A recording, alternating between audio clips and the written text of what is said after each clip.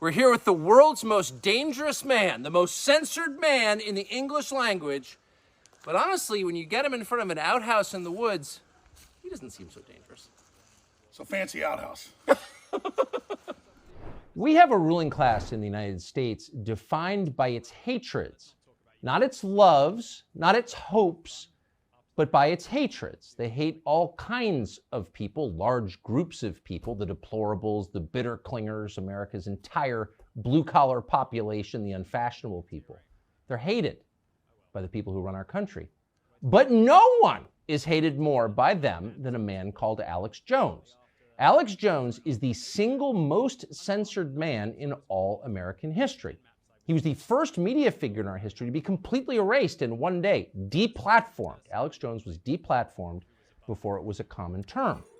And not just deplatformed, sued, attacked. They attempted to criminally charge him. What did Alex Jones do wrong? Alex Jones didn't rape anybody. He didn't loot Macy's. He didn't burn a police station.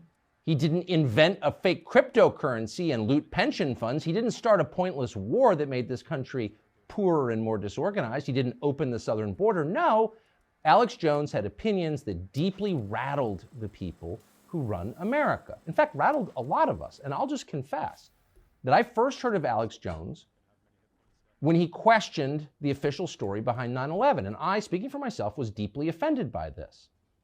I didn't take any time to find out what he was saying, but I was bothered by the idea that this defining event in American history, which changed the life of everyone who lived here then, might not actually have unfolded as we were told it did. And that possibility was too destabilizing. And I remember feeling resentment toward Alex Jones for saying that. But several years later, I wound up in Austin, Texas, and through a chain of circumstances, wound up meeting Alex Jones. And I learned what everyone who has met him now knows, which is Alex Jones is not a crazy person. Alex Jones has said pretty far out things on TV from time to time. Not that far out. He hasn't said men can become women or Ukraine is a democracy, but within the bounds of, say, cable news, pretty far out. But fundamentally, Alex Jones is right about a lot of things. And in fact, that's why they don't like him. Alex Jones has an uncanny, really an amazing ability to predict events before they happen. He has called it, and he's done it on tape again and again, to the point where it's a meme on the internet. Alex Jones, prophet. Not conspiracy nut, prophet.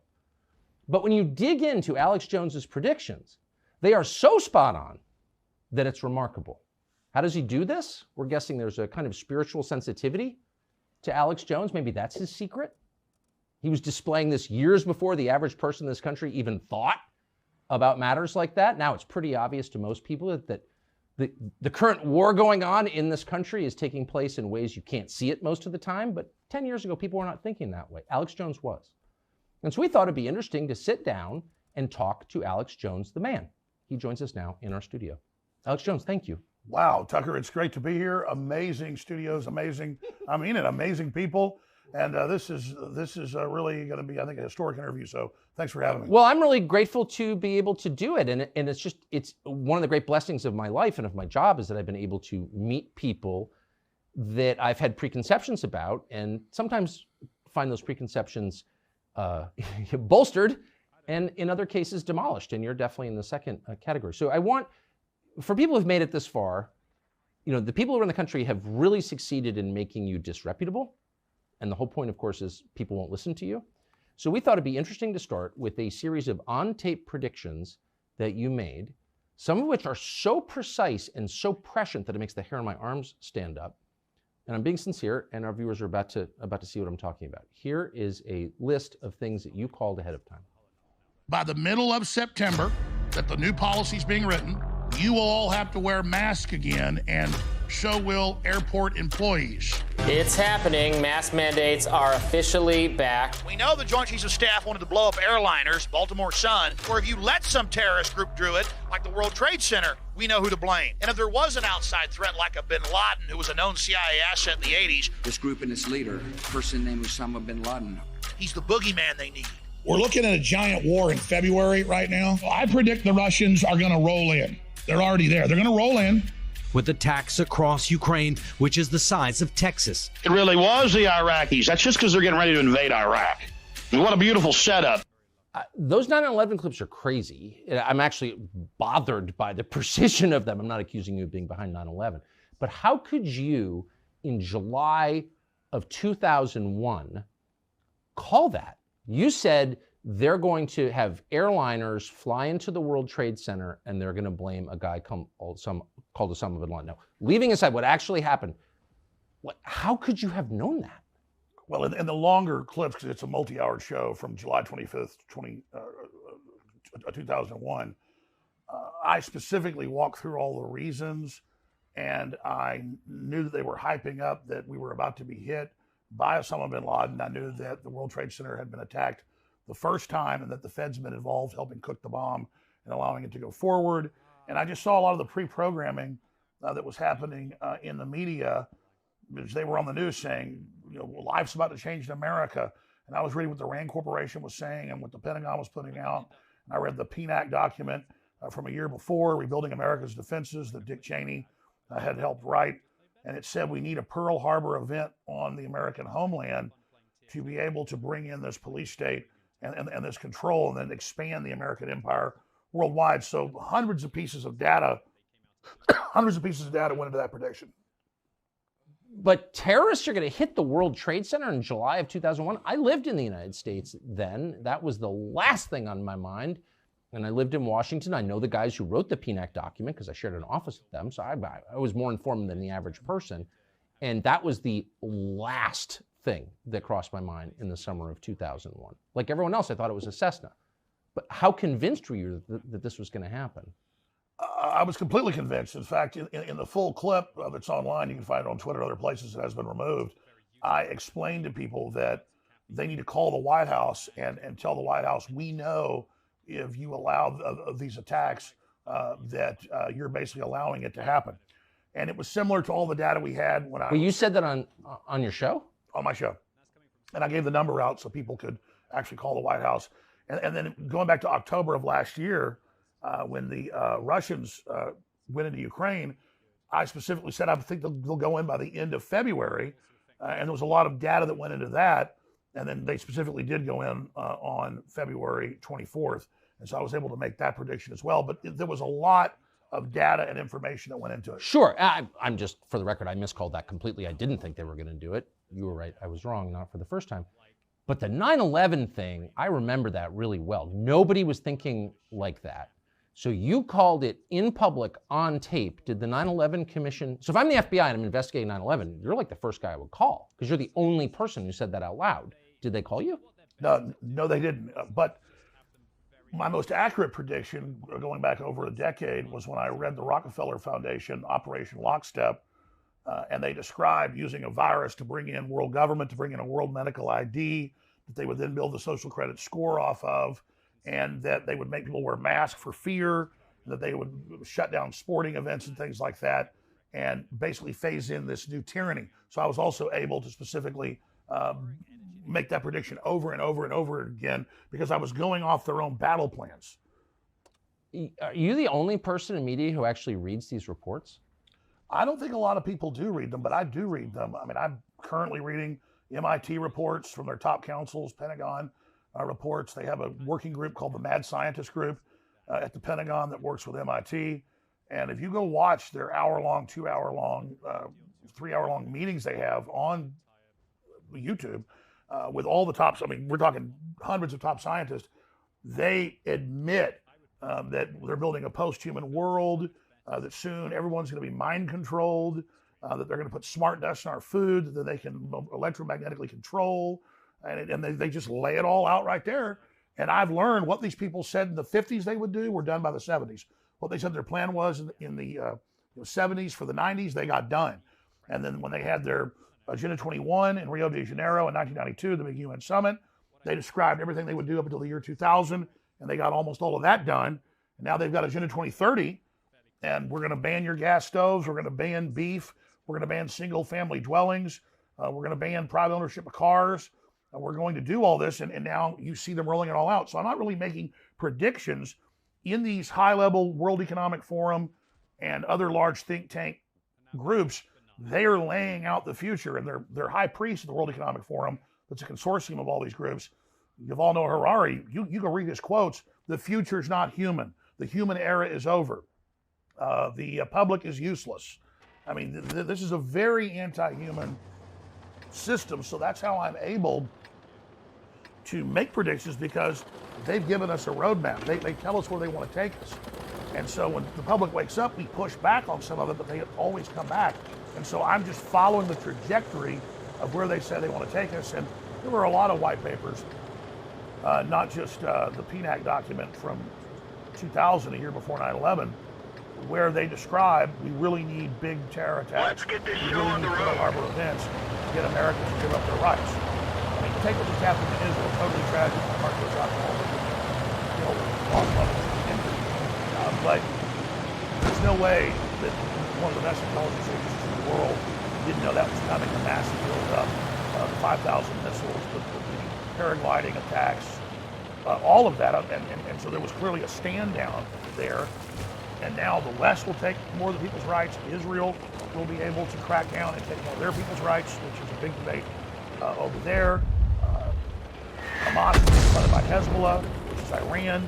We just had Biden a month ago give $6 billion to Iran. And now the mullahs are bragging that they were behind the attack, Hezbollah funding Hamas. So really, those aren't even predictions. It's clear that Hezbollah and Hamas have tens of thousands of men and women in sleeper cells that are, well, other than Mexico, the War Patrol list every month, tens of thousands coming across the Texas, Arizona, and California sectors. And it's an easy equation to predict that there's a wide probability that Hezbollah and Hamas at some point are going to attack sports stadiums, they're going to attack colleges, they're going to attack synagogues, they're going to shoot up mass gatherings if they're given the order by Iran, if we go to war with Iran. And then when this happens, our government won't get in trouble for dissolving the border and letting these people come in. Just like on 9/11, our government clearly had prior knowledge. There was clearly a major standown that went on.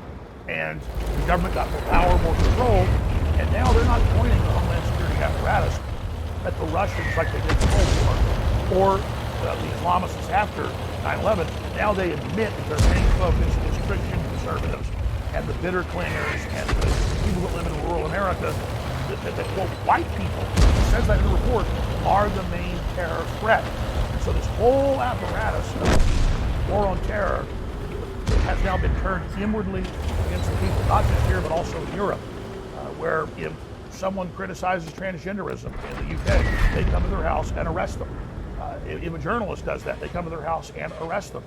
If somebody says, I think these surveillance cameras should start getting cut down, they come to their house and arrest them for their free speech. And so this is a global movement by the mega corporations, by the BlackRocks, the State Streets and the Vanguards that control 80+% of world wealth, to control our behavior. And Larry Fink of BlackRock has said that at the Davos Group repeatedly. We're going to use our control over all this finance and this global social credit score rolling out to control people's behavior. So that's really what this is. And then they use the threat of global warming, they use the threat of a virus, they use the threat of radical Islam to take our rights, but we really are the target. Even if by the way, none of that seems implausible at this point. I mean, just you're a measure of how the world has changed. If you'd said this to me 15 years ago, someone's a crackpot, it's not me. And now after COVID, nothing you said seems crazy at all. I mean, you may be right, you may be wrong, but it's not out of the realm of possibility, obviously. But even if I disagree with what you said, I would think that's pretty interesting. It's an interesting perspective. Why do you think you committed no crime, you'd be in jail if you had? Why do you think they hate you so much? Because I do read their documents and I do read their books, and we're effectively getting a lot of people in the military and the intelligence agencies who are compartmentalized and who tuned in my show and saw my films and read my books and things, and they clicked with it and said, wow, I see all this going on around me. He's not lying about it. And then I would give them other pieces that I discovered or my other guests discovered. So it was giving them an operational awareness outside of their compartmentalization. And so that massive success in the military, in the police, and in the intelligence agencies, not just here around the world. And so our penetration into those areas help people understand the awareness inside the government, inside corporations. Was triggering a lot of whistleblowers, was triggering a lot of people not going along with the program. And so really my sin was decompartmentalization. When you got deplatformed, and to this day, no one has ever been more aggressively censored, I don't think, than you. I apologize to this person before. I was in Labrador on a fishing trip and missed the entire thing. Thanks a I was lot. literally out of cell range. I didn't know what happened, but I got back and I read about it. I felt like it was a major moment in the history of the American media.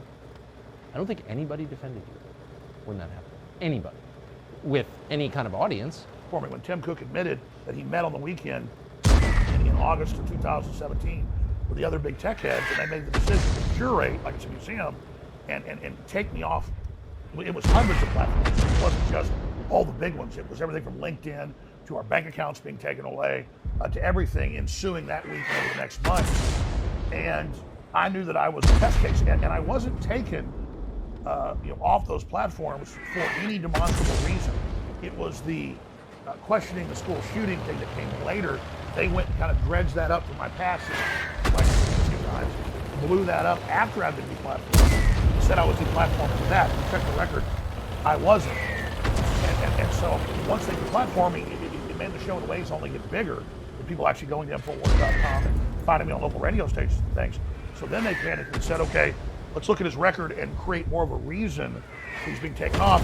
They took things out of context from 5-6 years before, blew him up as a current thing out of context, and deceptively reported on what I'd said to create a straw man argument to then facilitate the reason. What's so crazy is if you asked the cross-section of America who's responsible for the Sandy Hook massacre, no one remembers the name of the murderer. Adam Lanza. Okay, thank you. I didn't remember. AlexJones. They effectively blamed you for a school shooting. You were not present. I have people come up to me in the parking lot. You can ask my security guy. He's been there. When people walk up and go, why'd you kill those kids? And you go, I didn't kill those kids. I think they did. And so that is what this is turned into. And this is bigger than me. I was able to that the mullahs in Iran and the Ayatollah are congratulating Hamas. They just killed around 1,000 or more innocent Israelis, many of them women, children, disabled people. A vicious, evil sneak attack. They are on there. Hezbollah and Hamas, mainly Hamas, it's Hezbollah funding it out of Iran, are literally posting videos of them cutting people's heads off and killing children and massacring innocent people. They're allowed to have their Hezbollah accounts and their Hamas accounts. The Ayatollah is able to congratulate what these people done, and I am still banned. And I'm not mad at Elon Musk. I understand I've been so demonized for the general public. He's barely able to keep Twitter going right now. I really appreciate what he's done. I admire him. He's done a lot of great work, and I see him moving in the right direction. So a lot of people attack Musk on Twitter. I trend all the time. Hey, you're such an asshole. Bring back AlexJones. I understand that if he did that, the ADL and others would really be able to probably shut down Twitter. So I understand that he needs to go through a process before he does that. So he's mad at Twitter for not. Why the ADL? I'm not the world's expert in your career, but I know you. I've never heard you say a single anti-Semitic thing and anti-Israel thing. Why would the ADL be against you? I don't think anyone can talk to you. Unless I'm missing something. What goes on is the left forever called everybody a racist if you were just a conservative or pro-life. Don't call me all that before. And that didn't work anymore to call people racist.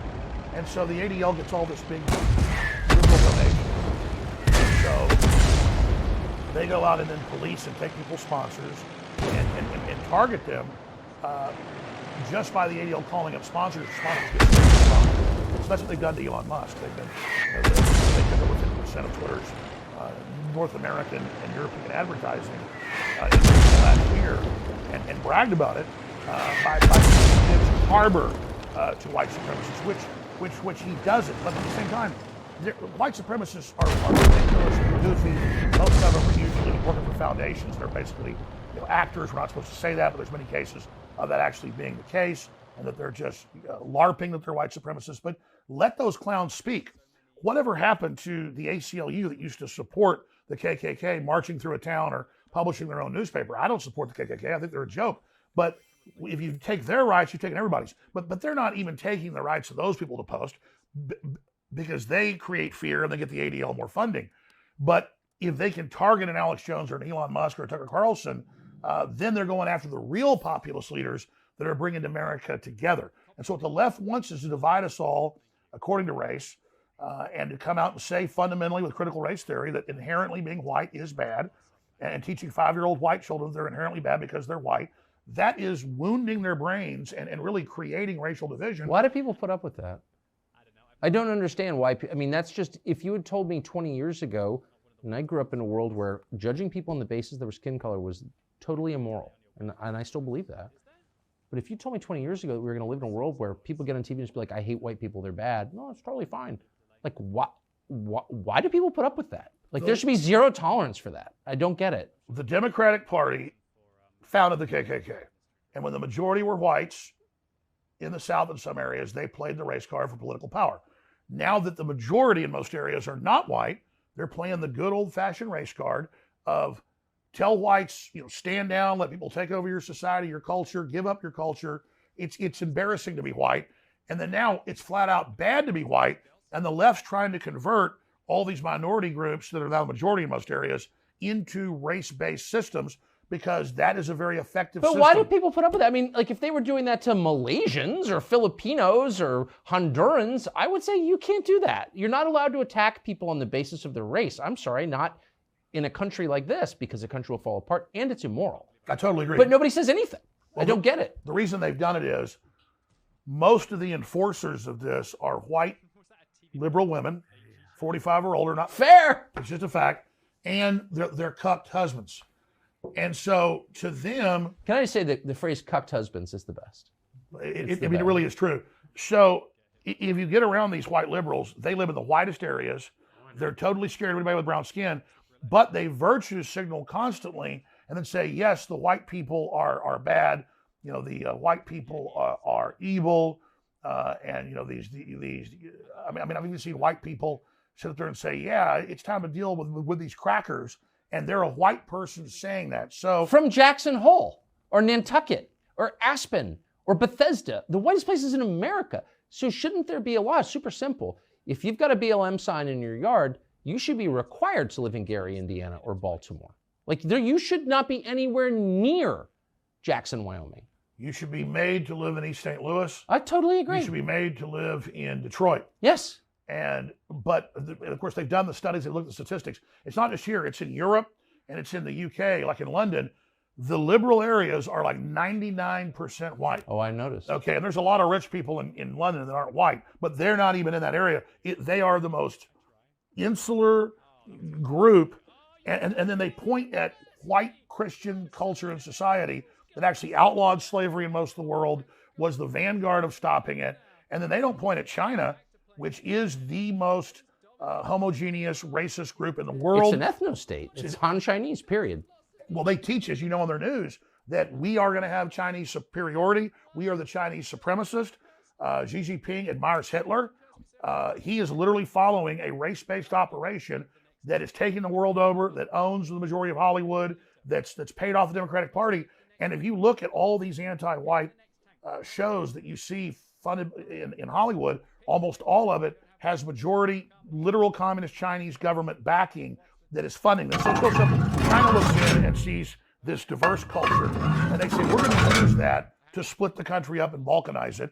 And that's what they've done. And so communist China, along with the Southern Poverty Law Center and the ADL and all these groups, see America's weakness, and they're literally coming in saying white people are inherently bad because of the color of their skin.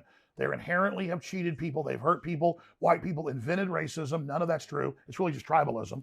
And then they organize all these other groups into race-based groups to then unify them under the Democratic Party to attack who is left that tends to be more conservative, and that is some white people in this country. Though they're panicking because more and more blacks are voting Republican, more and more Hispanics are voting Republican. They're starting to figure this out. So now they're in panic mode to bring in totally disenfranchised third world populations who are refugees from the multi-year lockdowns in Africa, Latin America, and Asia and the Middle East. They then bring them to UN camps, brainwash them, then bring them to our border, brainwash them more, then send them into the United States, and then literally hold them for years at facilities while they're indoctrinated to be this new political underclass that's then going to be turned loose on America. And that's why you see Democrats giving illegal aliens the right to vote in their cities, giving them driver's license. That's why you see them passing laws. They can be police officers. So they are importing a new enforcement class against the American people, and they're setting it up along racial lines, not us. They're making it racial, just like Hitler made what he did racial. So it's the left and the think tanks and the communist Chinese that look at the U.S. and have seen our weakness as race, and they are exacerbating it. So I don't understand. So you're from Texas. You grew up in Texas. Your family's been there a long time. Texas is changing really fast. It's dirty, for one thing, I noticed, because physically dirty, garbage on the side of the road. I never have seen that in Texas before. So your governor could have stopped that. He commands the Texas National Guard, and he didn't. And I feel like that makes him a traitor to the country, but what am I missing? Well, I mean, Governor Abbott is, on a scale of 1 to 10, the best kind of Republican governor is a 10, and the worst is, say, a 1. And like the Illinois so-called Republican, that's really a Democrat. I would put Greg Abbott as about a 5. The state is overwhelmed. There isn't really a state mechanism. It's federal to kick people back and deport them. So they have put up barbed wire. They have tried to stop people. They have tried, but then they have to hand them over to the feds who release them. Well, why not just say the feds are committing a crime? They're committing a crime. This is not allowed under laws passed by the Congress. In a democracy, Congress passes laws. And so you've got criminals running the country. The Biden administration is criminal, which is true. And we're not playing along.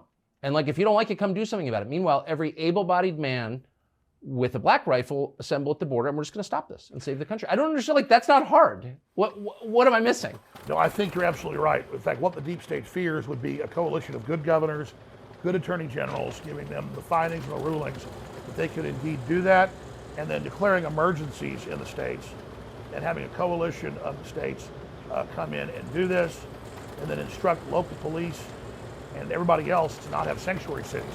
But the problem is, if you're in Texas, every single city, Houston, San Antonio, Austin, Dallas, Fort Worth, are Democrat Party run.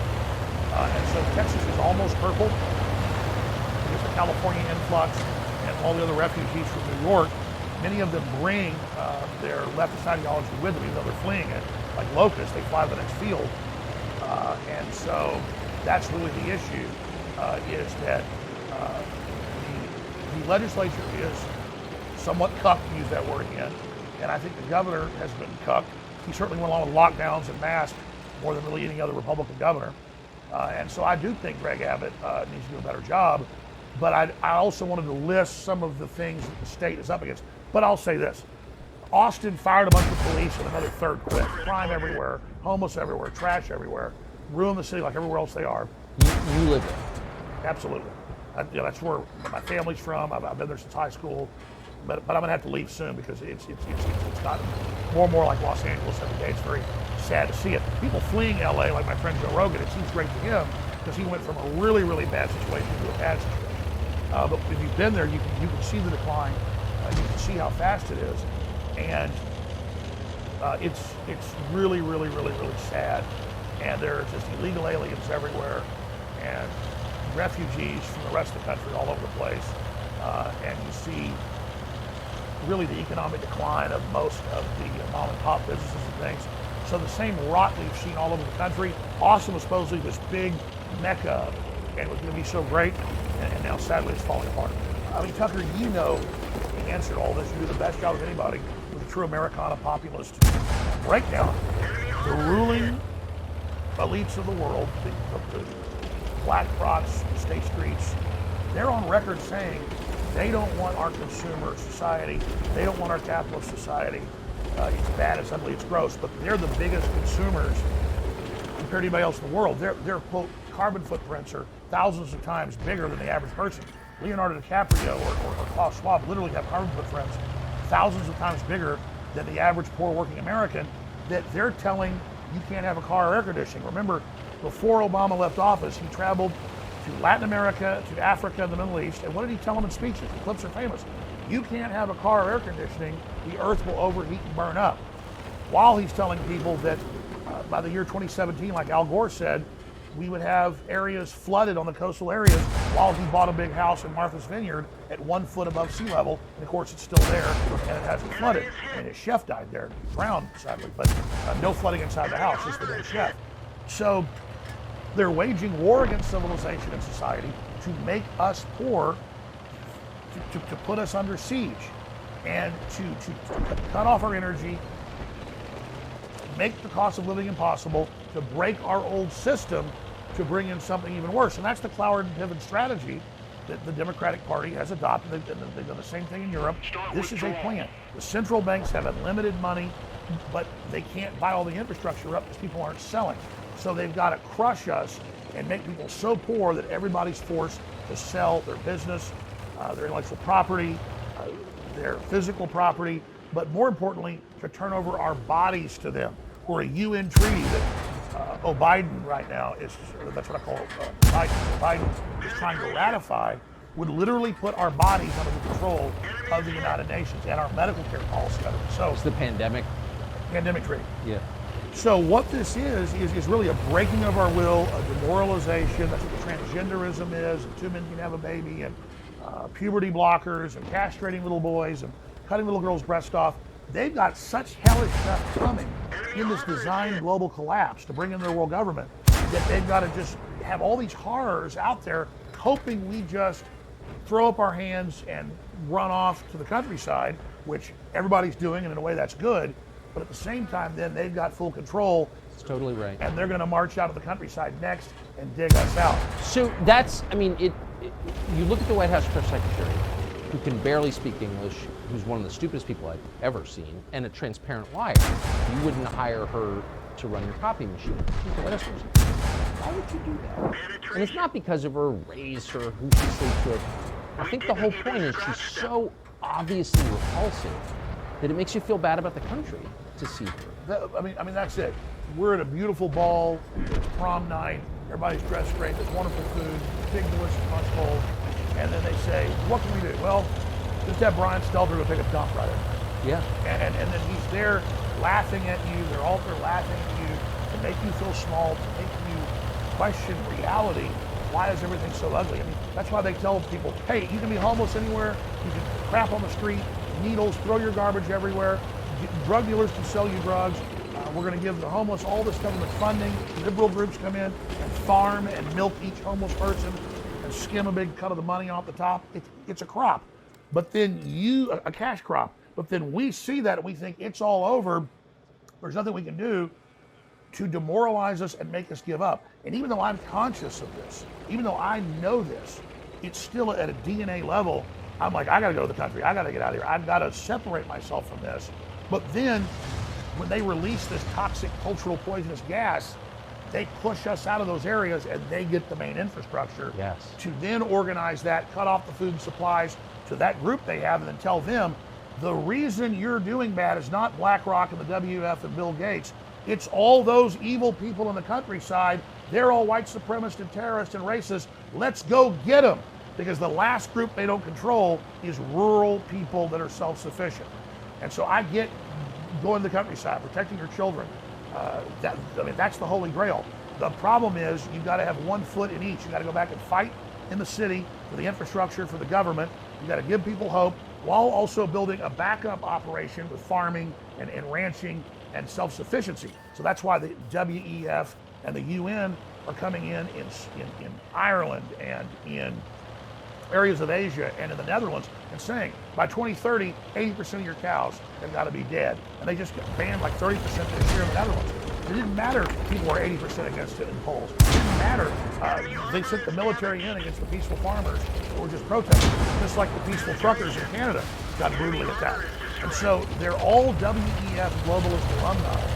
The big banks on record brag they've penetrated the cabinets. They put their operatives in to cut off our energy, demoralize us, release the hardened criminals, put the political activists in prison, continue to cut off the resources, to make an angrier world. Klaus Schwab says, we're going to make the world collapse. We're going to have everybody turn against each other. We're going to blame the political classes that we own and control. And then when we're done, we'll bring in our new solution. But first, they have to demolish the cultures and societies that we had before with the fentanyl, with the open borders, with the demoralization. And then they bring in their next phase, which is a high-tech, cashless society, robot, drone-controlled nightmare.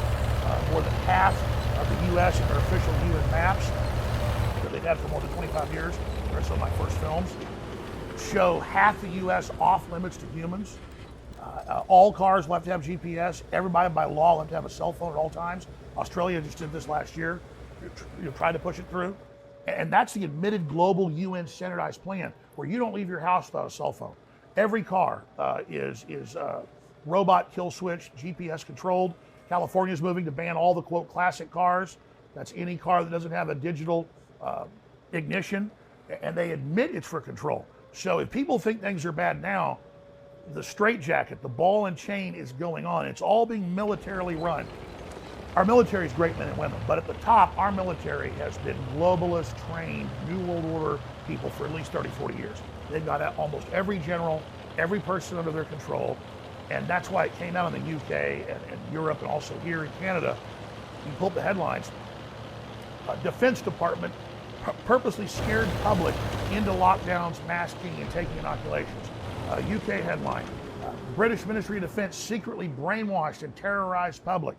Canada, same headline. They even let you know, oh, the military is here to do this. And now, oh, the CIA and Justice Department is there to help surveil the public to stop disinformation. And it turned out, of course, almost all that disinformation was true. Always. About everything. So we have to understand, our governments have been seized. The big corporations want to get rid of the American idea.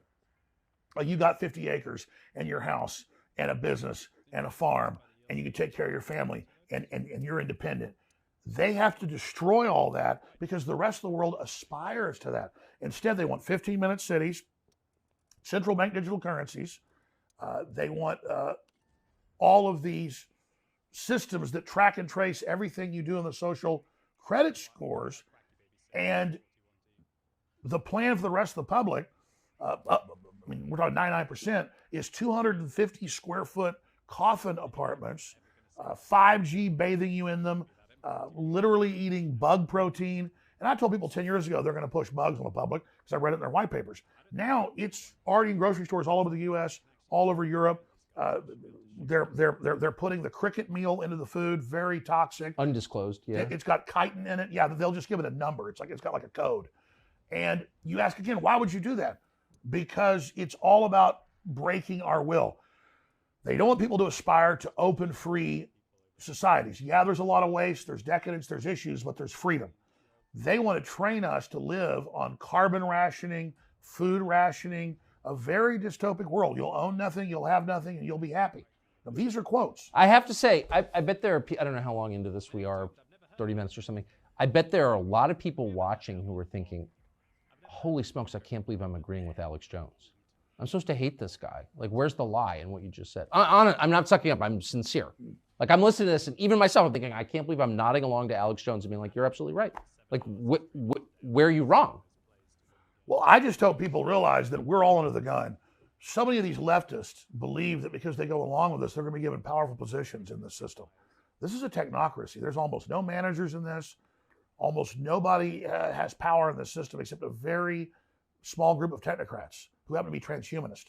And you said something really astute a few weeks ago in a speech you gave, and you've also talked about on your show, that all of this stems from their fear and denial of death. So one of the things I find so striking about you, having watched you on and off over the years, and this must be a burden for you personally, but your ability to see people at a deeper level or to see things in them that are not obvious to the rest of us. And I want to give a specific example. So there's a guy called Brian Stelter who had the media show on CNN. I first met Brian Stelter when he was a high school student or a first-year college student because he would hang around the show I worked on at the time at CNN. This was 20 years ago at least. And I always thought he was awkward and weird and probably had a super creepy personal life, but I never took him seriously.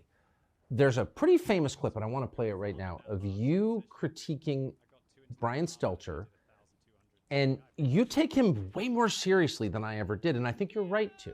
So this is a pretty famous clip of you on Brian Stelter. Hell on earth. He wants to run your life. He wants to control every aspect of your life because he knows he is a cowardly, degenerate sack of anti-human trash. I pledge before my Heavenly Father that I will resist them every way I can. These people are the literal demon spawn of the pit of hell. Look at him. And you know what? He is better than you if you keep letting him run your life. He runs your kids. He runs the schools. He runs the banks. This guy, this spirit, this smiling, leering devil that thinks you can't see what he is your enemy. Period. All the narcissistic, devil-worshipping filth. I see you, enemy. I see you, enemy. Enemy. Enemy. You are my enemy. And I swear total resistance to you with everything I've got. Disingenuous, fake, false, broke back, twisted, a defiler, a betrayer, a backstabber, a devil. You don't think I don't see you, Stelter? I see you. You understand me? I know what you think of me and my family. I see you right back. You understand that? You understand that, Stelter? I've only watched that several hundred times, and I laugh every time, but I also, there's something to, if Brian Stelter had absolute power, would you and your family survive? Of course not. You wouldn't. Of course not. And neither would mine. So there's a lot that's true about what you said. How did you perceive that? The rest of us just made fun of it. Now, once they started the censorship deplatforming, remember back then they would deny it. Oh yeah, we're taking people off air, but it's not censorship. Now they admit, no, it's censorship. We're doing this for your own good. So he was really the face of that, and he was working for the head of CNN that was really in charge of it. It later came out. CNN currently is not in charge. They've handed it completely over to the Justice Department to quarterback, as Congress reported a few months ago with the documents. But at the time, Brian Stelter and his mini-me, Oliver Darcy, were going around calling up and harassing my sponsors, taking sponsors away, and they were going around and organizing big tech to take not just myself, but many other people offline. And so he was destroying our free speech. He was taking our sponsors. But it's crazy. I just want to restate. You are not promoting race hatred. You're against race hatred. You never have promoted that, ever. You're not promoting violence. You've never called for violence. And you've never even called for breaking the law. And so that's why there's so much anger there, because I remember the day I did that and a few other clips that went viral.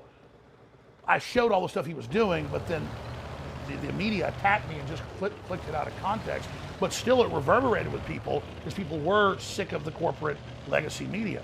So people say, well, why is he so angry? Well, it's because he's literally trying to take us off air, literally taking our sponsors. I mean, the equivalent of the Vikings 1,000 years ago in England pulling up and burning a village down. And so there he is, all sweet and liberal and cackling and laughing, but he's really an agent of anti-American totalitarianism. And so he was the front man of that, and I wanted to just simply say, well, you're right. I see you, I know what you're doing. So people see it out of context and think, why are you being so mean to him? Well, I mean, he's literally trying to destroy my free speech, take me off air, and put my family on the street. So I'm pissed off at him.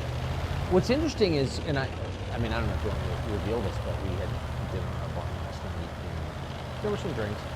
And after dinner, you and my producer called Stelter on the phone. And what was so, and it was on speaker, so I listened to it. What was so interesting was, you know, you've been very clear in a very direct, pretty masculine way, I would say, about how you feel about Brian Stelter. There's not a lot of confusion about Stelter after clips like that with Dallas CC. He was very kind of syrupy sweet with you. That's why I was sarcastic and told him I want to date. You did. In fact, the exact line that you had was, Brian, I'm not usually gay, but I will.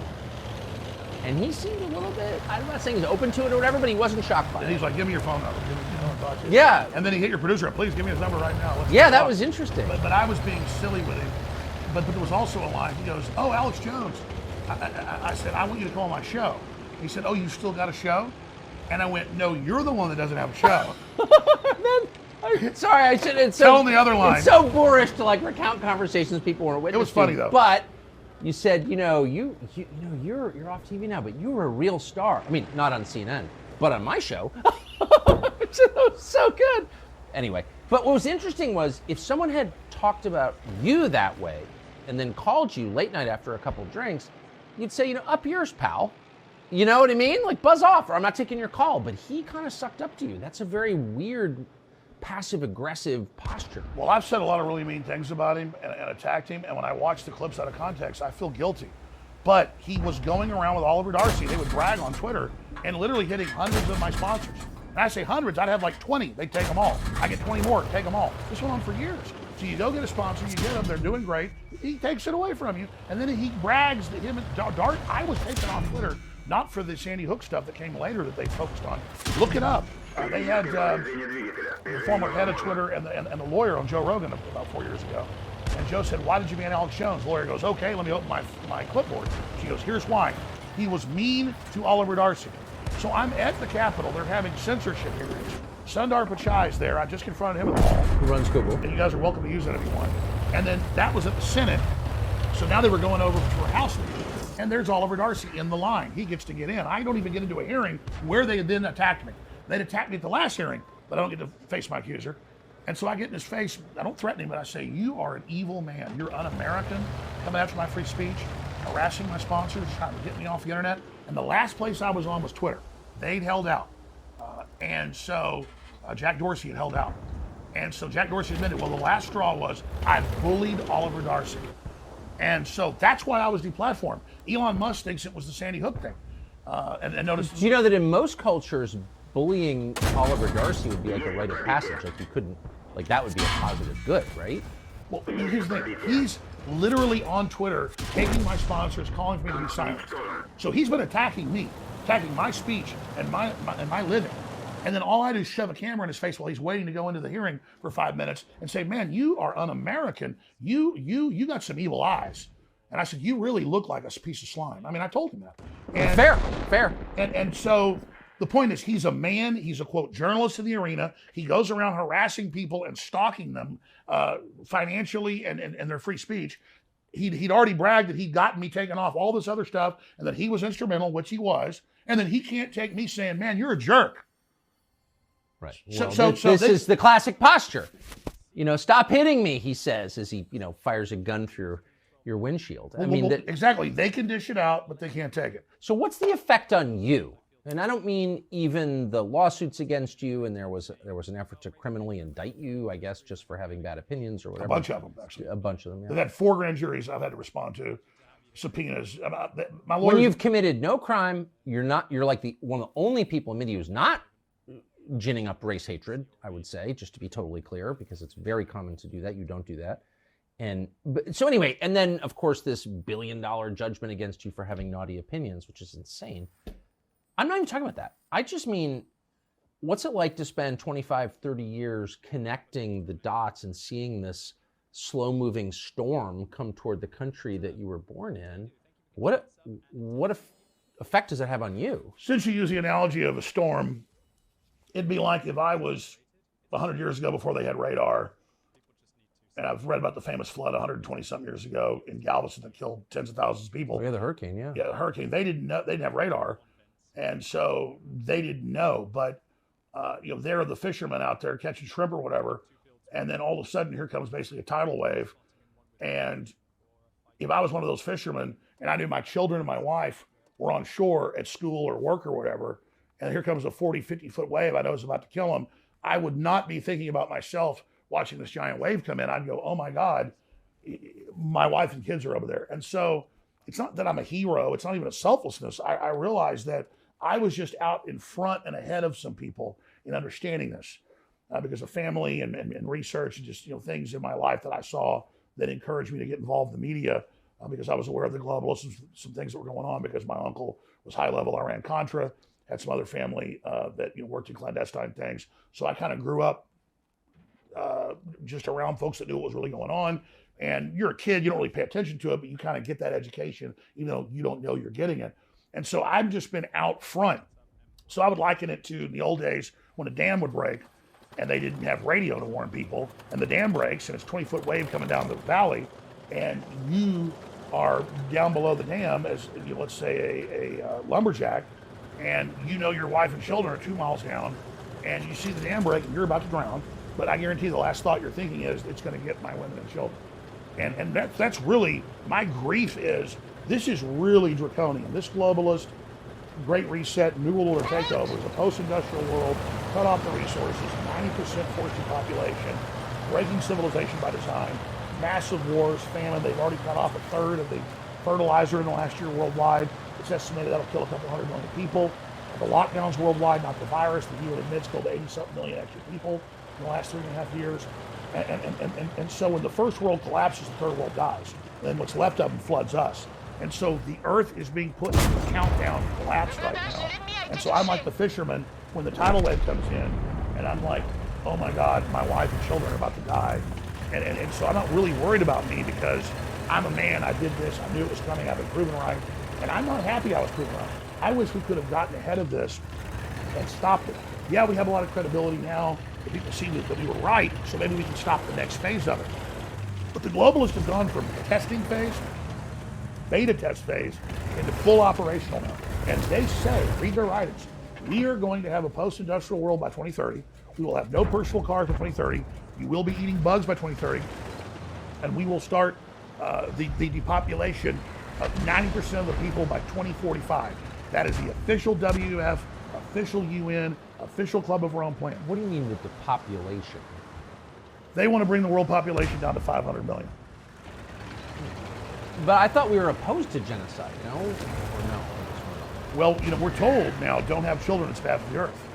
And we're told all this, and Elon Musk is right, and is a hero for pointing out, all the actuaries show, if you don't have 2.1 children, a man and a woman, a man and a woman can have 2.1, it's in the aggregate, folks, I'm doing this. If a country doesn't have 2.1, 2.2 replacement rate, then you don't have people to take care of the old folks, society collapses. And so Japan's 1.3, Italy's 1.3, they're done as cultures. America, without immigrant influx, is about 1.6. That's not viable. And I'm not just talking about white people only here, but white people are 7% of the world population, maybe 8. And so I would be sad if the last of the Eskimos were dying. I'm sad that the Japanese, within 100 years, there might be 20 million of them. But just to my previous question about, and without getting too personal, but I feel a little bit enervated and down just hearing your dot connecting here. What's the effect on you over 25 years? If you literally foresee 9/11 before it happened, and you did, and it could be proven, you just proved it. What's that like to live with that weird ability? Well, I know a specific clip. I specifically say, call the White House, tell them they're going to let Al-Qaeda attack us, and bin Laden, and then take our rights. I said, call the White House. I put the number out, so I put the money where my mouth was, and that's the only time I ever said call the White House and tell them stop a particular event. I'm now saying we need to call the White House and say, you've let tens of thousands of military-aged men from the Middle East in. We know a lot of them are Hezbollah and Hamas. The FBI has confirmed that. And so when and if there's big terror attacks, which I believe will probably happen in America, we're not going to have Homeland Security get more funds and more power and grope us at the airports more. I want prison time for the agencies and groups that have allowed this. And I want Biden. I want Biden impeached now. Okay? That's why we got rid of McCarthy. It needs to happen. Leaving the border open when there is a clear and present danger of this going on, and when we're very close to war with Iran, we go to war with Iran, they're going to activate Hezbollah, okay? And that they make Hamas look like choir boys. And so you want to hear a prediction here? It's a probability, not a pure prediction. But if we go to war with Iran, guaranteed sleeper cells activate. It'll make what happened in Israel look tame in comparison. I'm not lessening what happened there. So I'm simply, and then again, where's the logic? The government that allows that to happen should go to prison. I agree. But instead, like 9/11, they're going to get more power when it happens. Mark my words. So But you can't have guns because we let in foreign sleeper cells to kill you. Exactly. And you asked the question. This has really taken a toll on me. Not the fake lawsuits, not the weaponization, not the deplatforming. I was already getting exhausted 5-6 years ago. And when I married my second wife, who's amazing, I have 3 children with my previous wife, and one they're all great children, and one with her. we were in Hawaii getting married like 7 years ago. And I said to her, I said, I want to just write books and make documentary films and maybe do an occasional podcast. At that time, I've been on air like 22 years, 6 days a week, 3 hours a day at least. And I said, I just don't want this burden, this big crew. I love the crew, but I don't want to do this anymore. I said, I want to move the country, and I want to just, because it's taking a physical toll to every day look at this stuff. And now I've gotten to the point, which even though I say don't let them break your will, don't let them demoralize you, that's because I understand the process. It's happened to me. Used to, I'd have hundreds of incredible stories and clips every day. I couldn't wait to fight for the Emperor. Now I look at it once, I'm ready, I study it, and then half the time I get on air, and I just go, let's just take calls, or I start talking about some fun story just because I mentally cannot sit there and stare into the abyss and stare at Biden or their press secretary that's meant to enrage us and demoralize us. And I think that's a defense mechanism that's healthy. So I think we all have to be balanced. I'm not asking people to only fight tyranny. I'm asking people to get prepared, get ready, but wake up as many people as you can, and then do whatever you have to stay sane, because we have record suicide, we have record depression, we have record drug abuse. This country has been attacked. And if you read deeper into the globalist writings, they admit they're doing it. And so we have to be aware of it. If you're aware of an attack and aware of a manipulation, it doesn't give you full immunity from it. No, it doesn't. But it gives you a buffer. Imagine people that don't know what's going on, and they really believe things are dangerous, things are bad, not because of the corrupt corporations that are running things, but because those evil people in the countryside don't want to be left alone. And that's what they're saying on the news. It's the people in the middle of nowhere that want to be left alone. They're the bad guys, and it's the 5-year-old kid that's white. They're really bad. They're all inherently really bad. And just this is a demonic assault, and it really is good versus evil. But the key part you raised earlier in previous shows that I mentioned that I didn't get into, there's so many topics, is this. When you said we need to brood on death, you talk about a simpatico or a synchronicity or a weird moment. I don't usually watch the show when it first releases one day because I'm usually at work or doing something tonight. I'll get up at like 4 or 5 in the morning, hours before my wife and my daughter get up, and I will start on the desktop, start doing research, reading news and sending stuff to crew for the show. I'll almost always go click on your show to watch it, and that's the go-to thing I'll have on the background. And I said, well, I'm not going to click on the show. I'm going to click on the speech you gave a few weeks ago, and you talked about brooding on death. And I'm sitting there that week, literally thinking about the fact that you've got to be humble, you've got to be thankful, you've got to realize that there's an infinite universe of consciousness, and then focusing on what made humanity, focusing on the fact that we are spiritual beings. This life is finite. These incredible experiences, all the people we've met and known, and all the ancestors before us that did incredible things and went through hell and were tough as nails to get us here, really ties us into our ancestors and the epigenetic instinctive knowledge that really makes us a colony or hybrid creature of all of our ancestors. We have a soul, we have a spirit, we have our genetic imprint that they've proven mathematically is multidimensional, even above the third dimension. So we have a personal spirit, but really we also have a collective bodysuit that is a collection of all of our ancestors, and just the beauty and the wonderment and the spectacularness of that, dwelling on how incredible that is, but also leaning into eternity and leaning in to this body and this incarnation, and I'm not saying reincarnation, incarnation, but being so magical, and that also that death is the great equalizer, and that you will be humbled, and you will get old, and your teeth will fall out, and your hair will fall out, and you will get cancer, or you will have a heart attack, and no matter how powerful you are, you're not in control. In that, it tunes you into God. And then what you said, so I'm heavily focused on this. I'm telling my wife this, and I'm meeting with my dad, who's really my mom, and I don't see him as much as I should, but my dad's really always told me this, and I didn't really get it when I was younger, now I get it, as I get older, and I'm sitting there just literally praying that morning and drinking coffee and just focusing on death and just focusing on life. Focus on death that makes life so much bigger, and focusing on what I'm not a Hindu and I'm not a Sikh, but the Sikhs are like a 500-year-old version of 3,000-year-old Hinduism. And they think everything's a manifestation of God in the universe around us, and then interfacing how we think every moment of how magic it is what's going to resonate in the future to bring us close to God, so that we basically resonate into the higher dimension with God. And that's really been my instinctive understanding of it, spiritual understanding, the dream understanding of it. I didn't read books, and I read what saying. Basically, I was reading some of their writings a month ago, and it was about focusing on death, so you also understand life, and being humble and being servant, and how that's what empowers you, so you're not an asshole. Like your dad would tell you, focus on the fact that I'm an asshole and shouldn't be. You all have the asshole side. Yes. You give a better quote, but your dad's quote's The root of all wisdom is knowing what it is. And it really is. My dad always says the root of all thing is being humble and appreciating things and not getting on a power trip, basically what your dad's saying. Yeah. And so, that's wise men. And so, I'm sitting there totally focused for like, I wouldn't call it meditation, but 30 minutes, just sitting there in the dark with the computer screen on. And I go, no, I'm not going to watch Tucker's show from yesterday. I'm going to watch his speech. And I click it, and I'm like, 10 minutes in, we got to say everything I'm saying. I need to say this on air. I'm hearing you say basically the same thing, it's a universal truth. Then I want to bring the next piece to it, which you talked about. You grew up in a super wealthy area of California when you weren't spending your summers here in Maine. Our vehicle has been destroyed. Speaking for, I used to watch the show all the time and read your material out there. It was beautiful.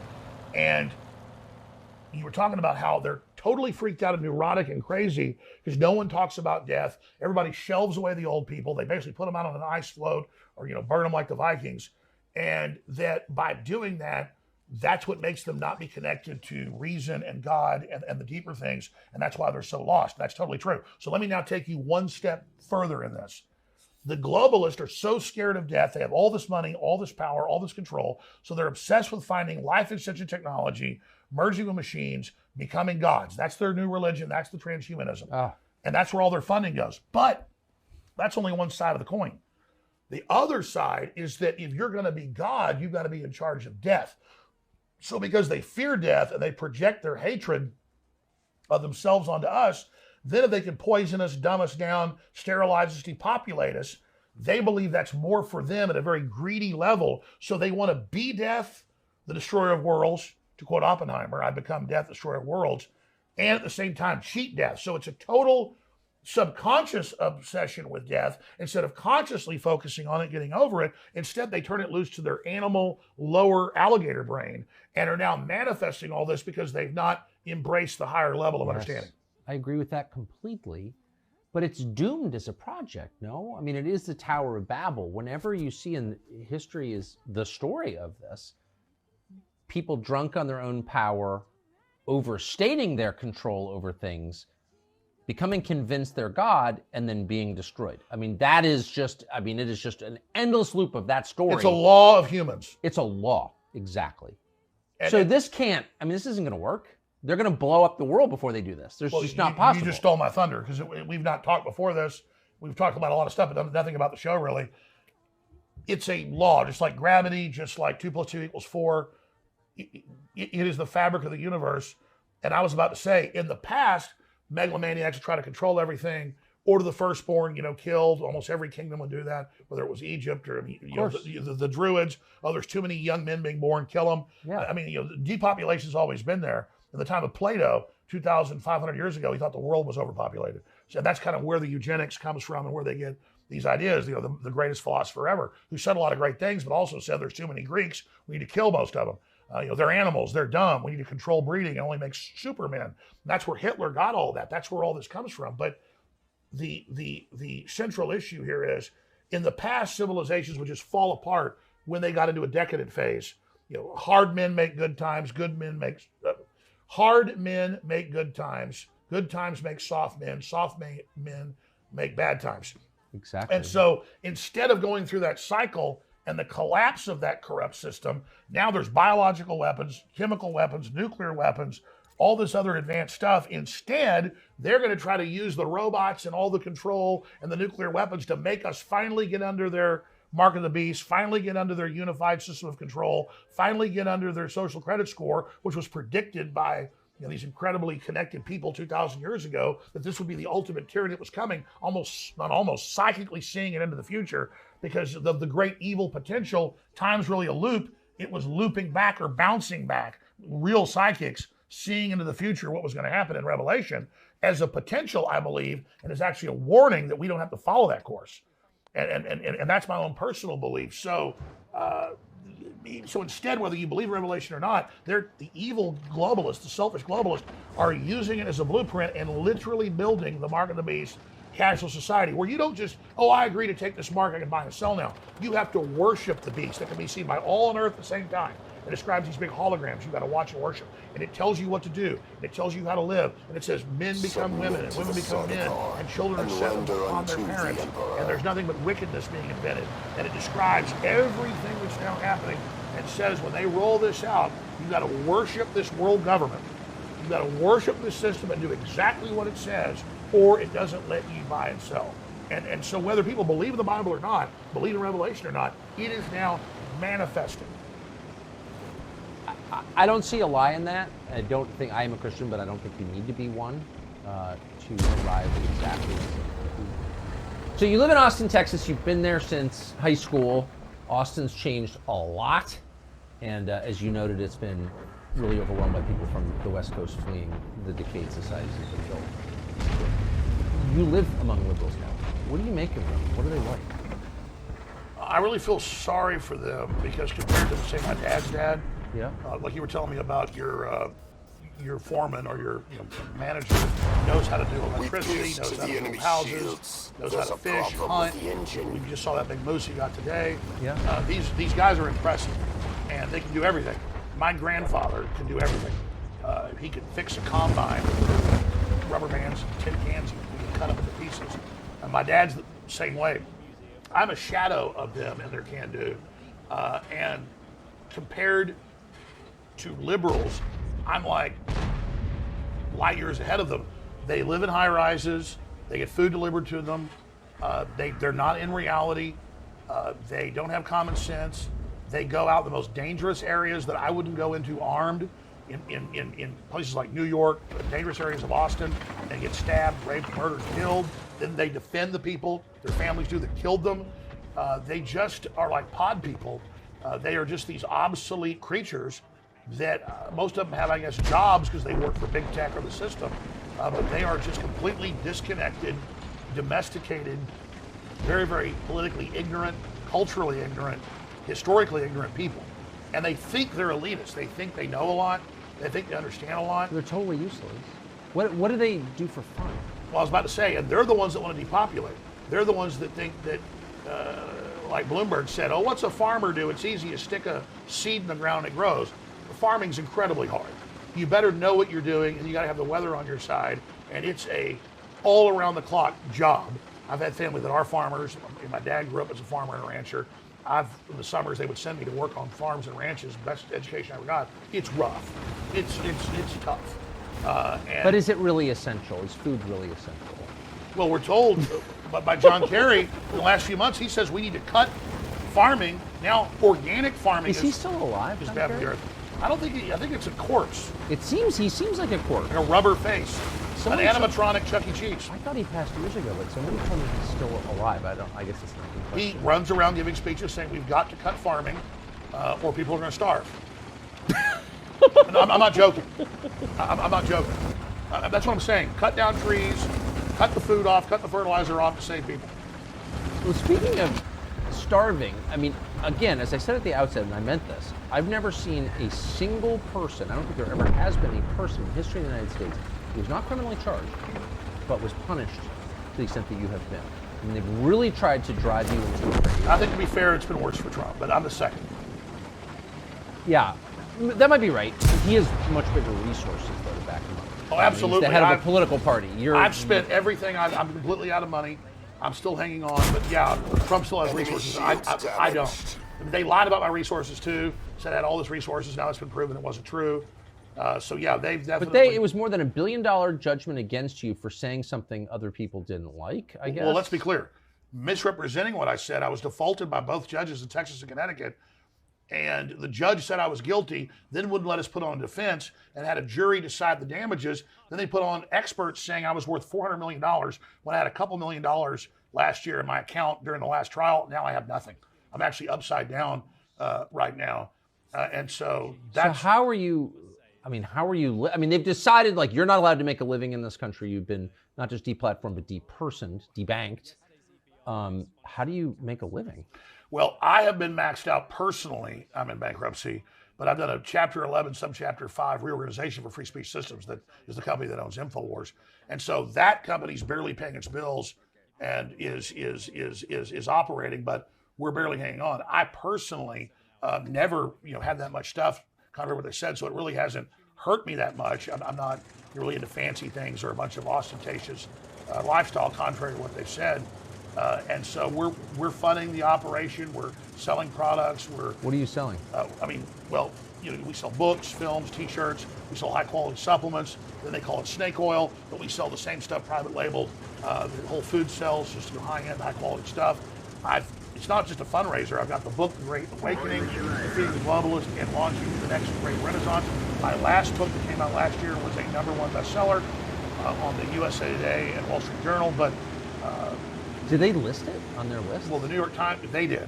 New York Times refused to even put it on the list, even though it was #1. This is my new book that isn't just the bad stuff they're doing with a huge breakdown with all the proof at the back. It is also solutions and how to counter them. So this book will keep us on air. Plus, it's a great book. I hope people get it at InfoWarsStore.com.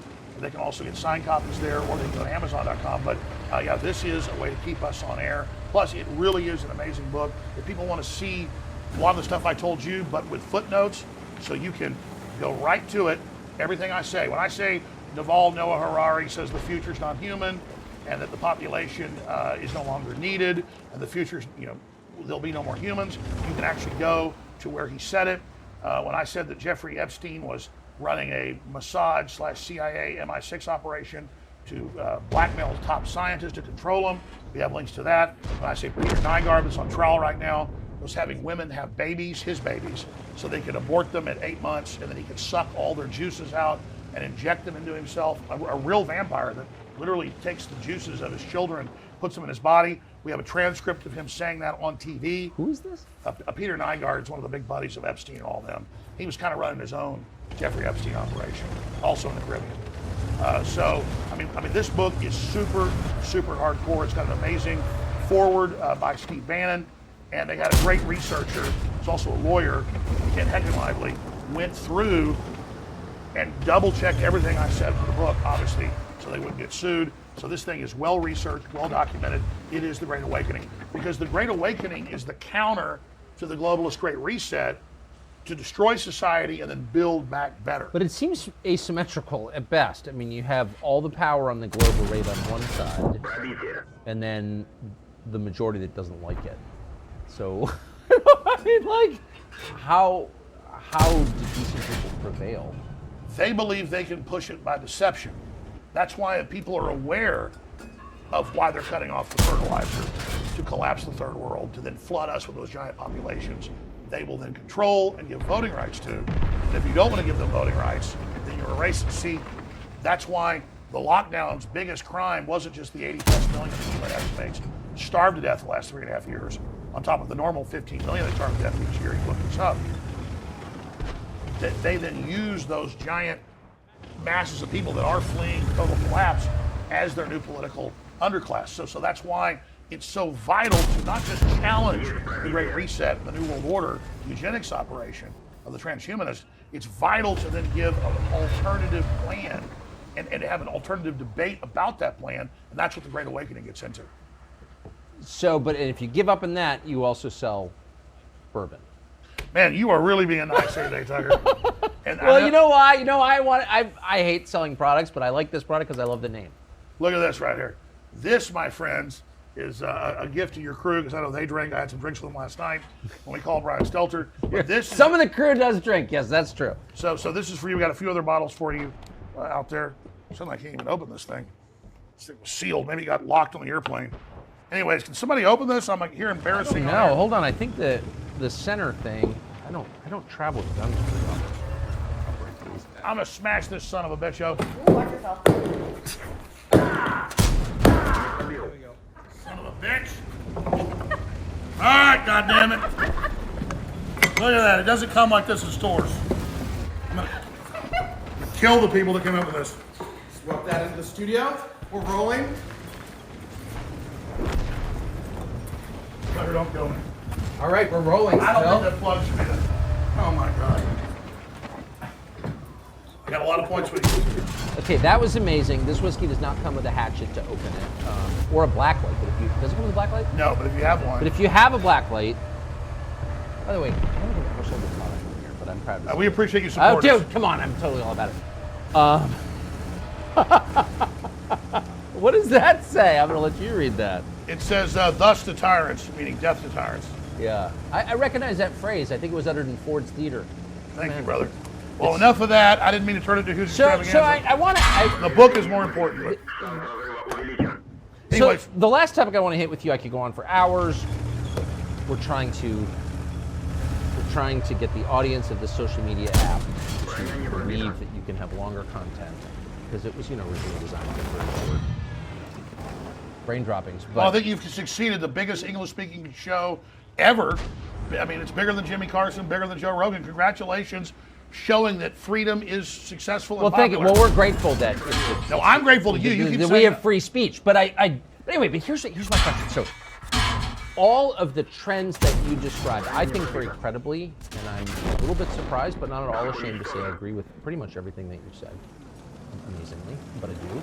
And I think most reasonable people, if they just drop the kind of filter and stop lying to themselves and ask, like, where's the lie and what he's saying, I think we'll come to the same conclusion. But all of those trends are being forced to kind of ahead or they're going to come to fruition or something's going to happen in the next 13 months because we have a presidential election on the books and you have this car crash. I just do not see how it's resolved. Do you? Like, what's going to happen? Again, it's the truth. Really, the only show I watch every day is yours when you have a new show because I don't just agree with you. I learn stuff every time. And what you've been saying the last few months is dead on, and a lot of people agree with you, and I know I do, that you look at the trajectory of this, how they're escalating on Trump, whether you love him or hate him. He's now a populist icon. He's now the underdog. The globalists are coming after him. They're coming after our right to vote for who we want. He gets 60% against which is the fundamental right in a democracy. The people rule. I can vote for whomever I want. And if you don't like that person, that's immaterial. Absolutely. Right? And he's been indicted for saying they're stealing elections. They're stealing it. Oh, I'm aware. Well, yeah, absolutely. In their indictments of him is Absolutely. election theft, but yes.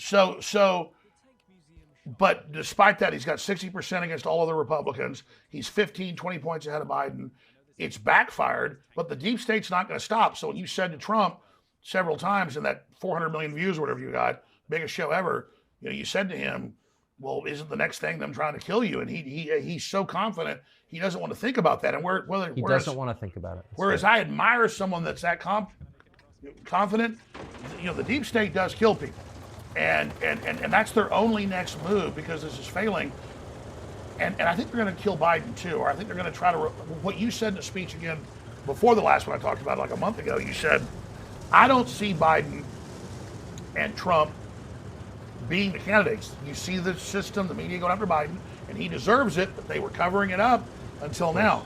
Now they're covering the laptop. Now they're covering attack on the dog. Now they're covering, all of his senility, all the corruption, the Chinese spies. What a fool. Well, I mean, I was told that by Secret Service and by people that, let's just say, work with them. And I'm going to leave it at that. But I actually have a contact for you. Let's be able to hear it from them. If it's over, all you actually hear it from yourself. I think they'll tell you off record. But yeah, he is completely out of his mind. He wanders around for the entire 2.5 years, it's getting worse, naked in the White House. In the middle of the night, doesn't know who he is. They have to give him a bunch of drugs, a bunch of amphetamines in the morning, and they've got to drug him at night. Sometimes he's got to, though, he'll be out for the morning for a while, and then comes back out at night for a ball. That's when there's a real problem. He is on drugs. I have established that. I know someone who witnessed, I'm not guessing this, I know someone personally who witnessed him taking amphetamines. And this was during the 2020 election. So how's this going to, that's huge. I know you don't play games. No, I don't play games with this. I'll just say it's a makeup artist. Well, no, you said the NSA spying on me, high level, and then a month later they went, yes, we're spying on TuckerCarlson. Yeah, I know.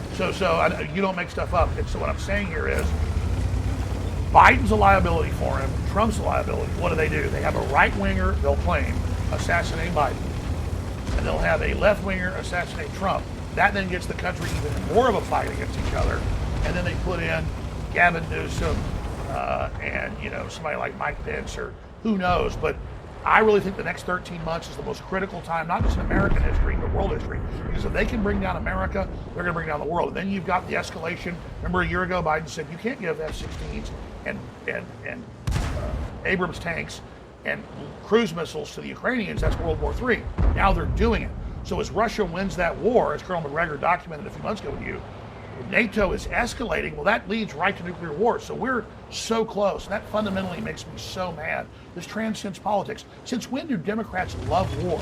Since when do Democrats love the intelligence agencies? They love them now. And so really the Democratic, so dark. Just like the Republican Party is a beachhead for sanity and populism. It's not perfect, but it's a beachhead. The Democratic Party is totally turned over to evil. That's why I thought RFK Jr. was so refreshing. They're shutting him out of the primary process. They're blocking him. And so now he's going to run third party, which will take away from Trump. Most experts agree. I know Trump's people looked at it. So that's very, very sad. So, do you think, normally at this, so we're in October, I guess, in the year before the election, we can sort of see the outline. It's pretty clear. In October of 1999, I was pretty confident it was going to be George W. Bush versus Al Gore. You sort of know ahead of time. But do you think that we're going to see on Election Day 2024 a ballot with Biden and Trump on it? I've been saying I think they may assassinate him or claim they had a heart attack. But I was thinking about each one individually. But I think when you said that a month ago was prescient. That's the next move. If I get in their mind and I'm evil, I'm Machiavelli, that is what they have to do. But the election just forces the point. I guess I actually don't think that their preference is overt violence or anything that people notice. They much rather resort to stealth, right? Covert rather than overt. But I just think there's an election on the books and something's going to happen. Well, that's what you're saying. All their tactics of covert aren't working. So as we saw with JFK in 1963 in Dallas, they will go overt. And so we have governors declaring emergencies to take the guns. All of that is, and suddenly Democrats are against sanctuary cities when they're the ones saying, Governor Hochul and the mayor of New York, come here, come here. Now they're like, oh, we never said come here. I think it's dawning on Democrats they've been betrayed. And maybe there's some point where Democrats will have self-preservation, the average voter, and say, no, we need to turn against this. This is totalitarian, this is dangerous, this is evil. But if that isn't the case, here's the problem. Even if Democrats wake up, the system will know that from their internal polls. The establishment will, they're going to make a big move. And is that a full-out war with Russia? A full-out war with China? Is it them allowing the jihadi sleeper cells? They're in America that have torn across our border. They're waiting to let them activate. I'm not saying our government controls them, but they've let other governments bring them in, and they've given funding to those governments. And now if we don't see strong signals against Iran, I don't want war with Iran. What I'm saying is strong signals telling Iran, do not fund terror groups. And we don't see strong repudiation of Joe Biden, that will greenlight the security services to go ahead and let this new attack happen. And a massive jihadi attack in America could be the way to bring in martial law and cancel the election. Also, Klaus Schwab loves the Telegraph, so does the UN. It is imminent. A cyber attack bringing down the power grid will make COVID look like absolutely nothing, is basically his quote. I think I've got it almost exactly. And so will they cut the power before the election? The sky is the limit. The sky is the limit. So people need to be vigilant and understand that we want to let the system know we're aware. We want to promote the values of free speech and of family and of self-defense and of local control and of free market, rugged individualism and a competitive civilization and a colorblind society that Martin Luther King Jr. talked about. We need to go back to the things that made us great, that threaten the CCP and threaten the globalists of the UN, because they're selling tyranny and eating bugs and being locked down in your houses and forced injections and two men can have a baby. We're selling normal human biology and success and culture. And so I just think we have to give the alternate plan to their dystopia. We have to challenge their dystopia, but also give the alternate plan, which enough people aren't doing. But that's Trump's big sin, is his optimism. America's great. Everybody's beautiful. We have such potential. And as soon as the world heard America was open for business, we saw trillions flood instantly in because our leaders had said America's not open for business. Invest in China and India and Mexico, where the globalists have middleman deals to get all the money and all the power, instead of the people getting it. It was Henry Ford, wasn't the perfect guy, but he said, the other auto manufacturers, this came out in federal documents on the later antitrust suits. He didn't get in trouble. They did. They said to him, the other auto manufacturers, they said, why are you going to pay your employees 3 times what we do? And he said, because I don't want just rich people buying my cars. I want my employees to prime the market to buy it. They'll give me all the money back buying the Model T, and then that'll supercharge it. So that's the 2 different systems. Build this illustrious, incredibly exciting, roaring civilization of laissez-faire, or let these big guys that already made all the money centralize control, shut us all down and vertically integrate so they're in control, and then kill competition. So we have to kill the globalist program. It's anti-free market, anti-capitalist, it's monopolistic, it's anti-human, it's a bunch of degenerate, inbred, 3rd, 4th generation elites who didn't make all this money, who didn't create all this stuff, but that have decided we don't get to take part in it while they take part in it and live like kings. So it's us or them, Tucker, and we've got to crush the globalists, we've got to crush the New World Order, we've got to challenge them, or they're going to destroy the planet. I believe that. Last question. Where will you be in 5 years? Are you going to stay in this country? Can you stay in this country? I mean, speaking of escalation, again, I still have never figured out what your crime is, but you've been persecuted for something in an escalating way. I got 2 subpoenas last week. Subpoenas? I got subpoenas on January 6th. Again, on a criminal investigation. Well, you didn't do anything on January 6th. And I got subpoenaed in Trump's criminal trial in Georgia. On what ground? On what? And then my lawyer called and said, "What is this?" And they said, "Well, we don't just want him as a witness; he's a subject." I had nothing to do with Georgia. But I'm not saying it's bad. They went and challenged it. That's their right. I mean, I went and protested there. So it's just pure intimidation. So I have a problem. It's that I don't like to cut and run. I'm not the toughest guy around, but growing up in Dallas was some pretty rough people. Some big guy started to fight with me. I just couldn't back off. And I almost always won those fights or went to the hospital trying. And so I decided to go down with the ship. I'm not going to leave the country.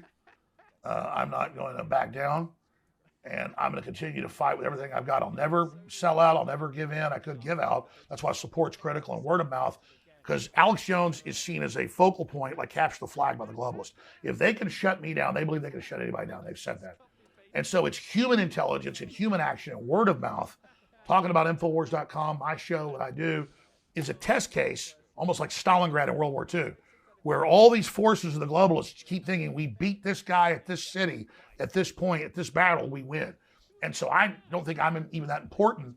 I've just been chosen as this main battle point. So all these grassroots people and people like you and other great folks are supporting me through just supporting the First Amendment. And so I've got that backing, and that enrages the globalists. So the more they throw against me, the more support I get, and it's really become a historic battle. If I'm completely manned and debanked and shut down and can't operate, only then would I try to evacuate somewhere to try to keep my show on the air. But I've looked at it, and I don't even think that that's the case. Once they disrupt and shut down something, it's very hard to restart it. The good news is there are so many other great talk show hosts, so many other great people that now understand this and even have perspectives better than mine, that I'm not obsolete yet, but thanks to you and thanks to Russell Brand, they're trying to now set up, and Joe Rogan's come a long way, and Steve Bannon and countless other shows that I tune into that have high-level understanding and teach me a lot. And my head's in the game. So you're our champion, Tucker, and there are other people, lesser. I know you don't want to be the top dog, but you are. That's why you're in town.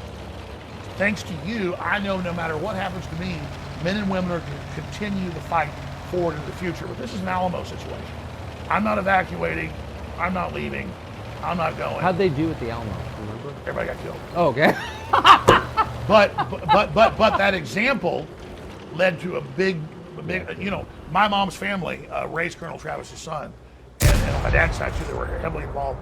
First Texas families, we have like Mexican land grants for our property. We still have Mexican land we paid for, 12 cents an acre, like 1825 in East Texas. You know, come visit. So it's not as cool as your place, but it's pretty cool. And the last letter he wrote on that piece of wallpaper was to one of my great-great-great-great-great-grandfathers in Gonzales, Texas, saying, please take care of my little boy. But Travis knew he was going to die. And he was like, I got 10,000 troops coming in on our 200 and something. We're going to give them one hell of a fight and kill a bunch of them before they can get up north for the main battle. Moving in to they killed support thousands, 3,000 Mexican troops. And so that'd be an honor to have like 10,000 troops coming in, and I'm in the Alamo. I don't have a death wish, but man, it gets me hot as a kite. and so I'm not doing what Colonel Travis did. The only reason they got beat is they ran out of ammo, basically. They had powder, but no more ball. And they were fighting with swords at the end. So those are tough men, and I don't even measure up to them. But I want to try to measure up. And so it's very exciting. It's instinctive, it's spiritual to be defending humanity and prosperity and freedom and justice against these globalist child trafficking monsters, the open border, all this evil. I mean, so my cells tell me to do this. My guts, my sinews say you're ordered to do this. And I don't feel good unless I do it. And so the bigger the attacks get, it's the old World War II saying when the planes were over the target, they didn't really have radar, but they knew the bases and the factories had flak. So they're shooting at them with artillery, anti-aircraft artillery, so you flew into that. Flank. And so me, the best place I want to be is in the flak, but I also hate the flak because we could blow up and we're not in the fight anymore. So there's that paradox, but 90% of me wants to be in the flak, 10% says maybe you should steer a little around it because you don't want to get knocked out. And until just a few years ago, I felt really bad because it didn't seem the paradigm had been shattered and people didn't actually read the globalist documents. Now there's been a paradigm shattering and I'm almost obsolete, Tucker. And as soon as that happens, as soon as I see another couple hundred more prominent people that actually know what's going on, we've already reached chain reaction point, I'm going to hang it up and disappear like Obi-Wan Kenobi. Alex Jones, thank you. What a great conversation. Thank you, brother. I really appreciate it. Thanks for your courage, Tucker. Thank you. Love your crew. Great energy. Thank you. Americana, baby. Alex Jones. John Deere people say the news is full of lies. Kennedy's motorcade. 239 people killed at the Jeffrey Epstein.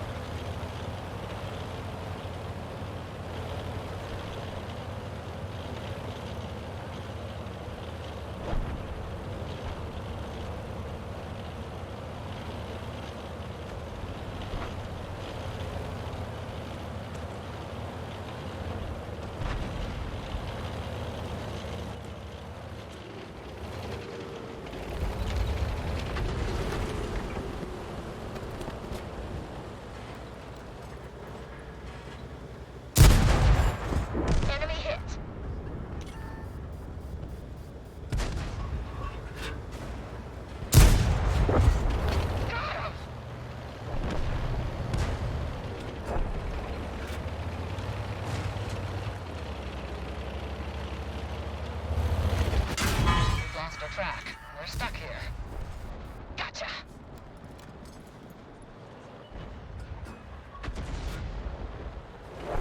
Track fixed. Let's roll.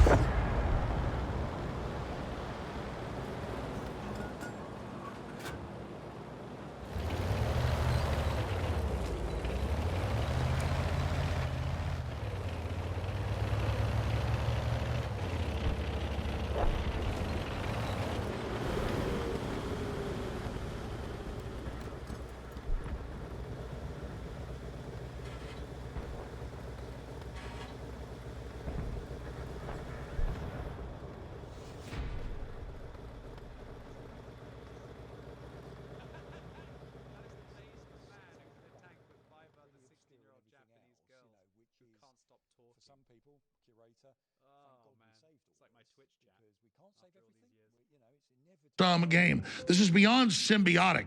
This doesn't just make us all okay. We work together. This empowers us all together. So please do your Christmas shopping at InfoWarsStore.com. Thank you for your support. God bless. Leading a frontal assault on the lies of the New World Order, it's Alex Jones. We're here with the world's most dangerous man, the most censored man in the English language. 1941. But honestly, when you get him in front of an outhouse in the woods, in infamy. Intelligence knew that Japanese task force was steaming with Admiral Yamamoto we have a ruling to class attack. in the United States, The United States of America hatred, was suddenly not and its deliberately love, attacked not its hopes, by naval and air but by its forces hatreds. of They the hate Empire all kinds of Japan. We have to expose this. They admit that we allowed Pearl Harbor to be bombed. The United States was at peace with that nation. This outrageous claim that But Roosevelt no was this one is loving, hated more by pro-American them. individual, when in truth, he was a communist Alex lover. Jones He is sold the this country out to single most socialism, and he censored killed man 3,000 plus of our men and women at Pearl Harbor on purpose. The attack yesterday on the Hawaiian Islands has caused severe damage to American naval and military forces. I wanted to remind the listeners that we're dealing with our own Pearl Harbors here in America today. I regret to tell you that very many American lives have been lost. Hawaii was surprised, FDR was not. I have directed that all measures be taken for our defense. I'm just talking about the problem, reaction, solution paradigm. I ask that the Congress declare that since the unprovoked and dastardly attack by Japan on Sunday, December 7th, 1941, a state of war has existed between the United States and the Japanese Empire. A lot of the evidence of government-sponsored terrorism in the past, from Pearl Harbor to the World Trade Center in '93, to Waco to Oklahoma City, are on Infowars.com.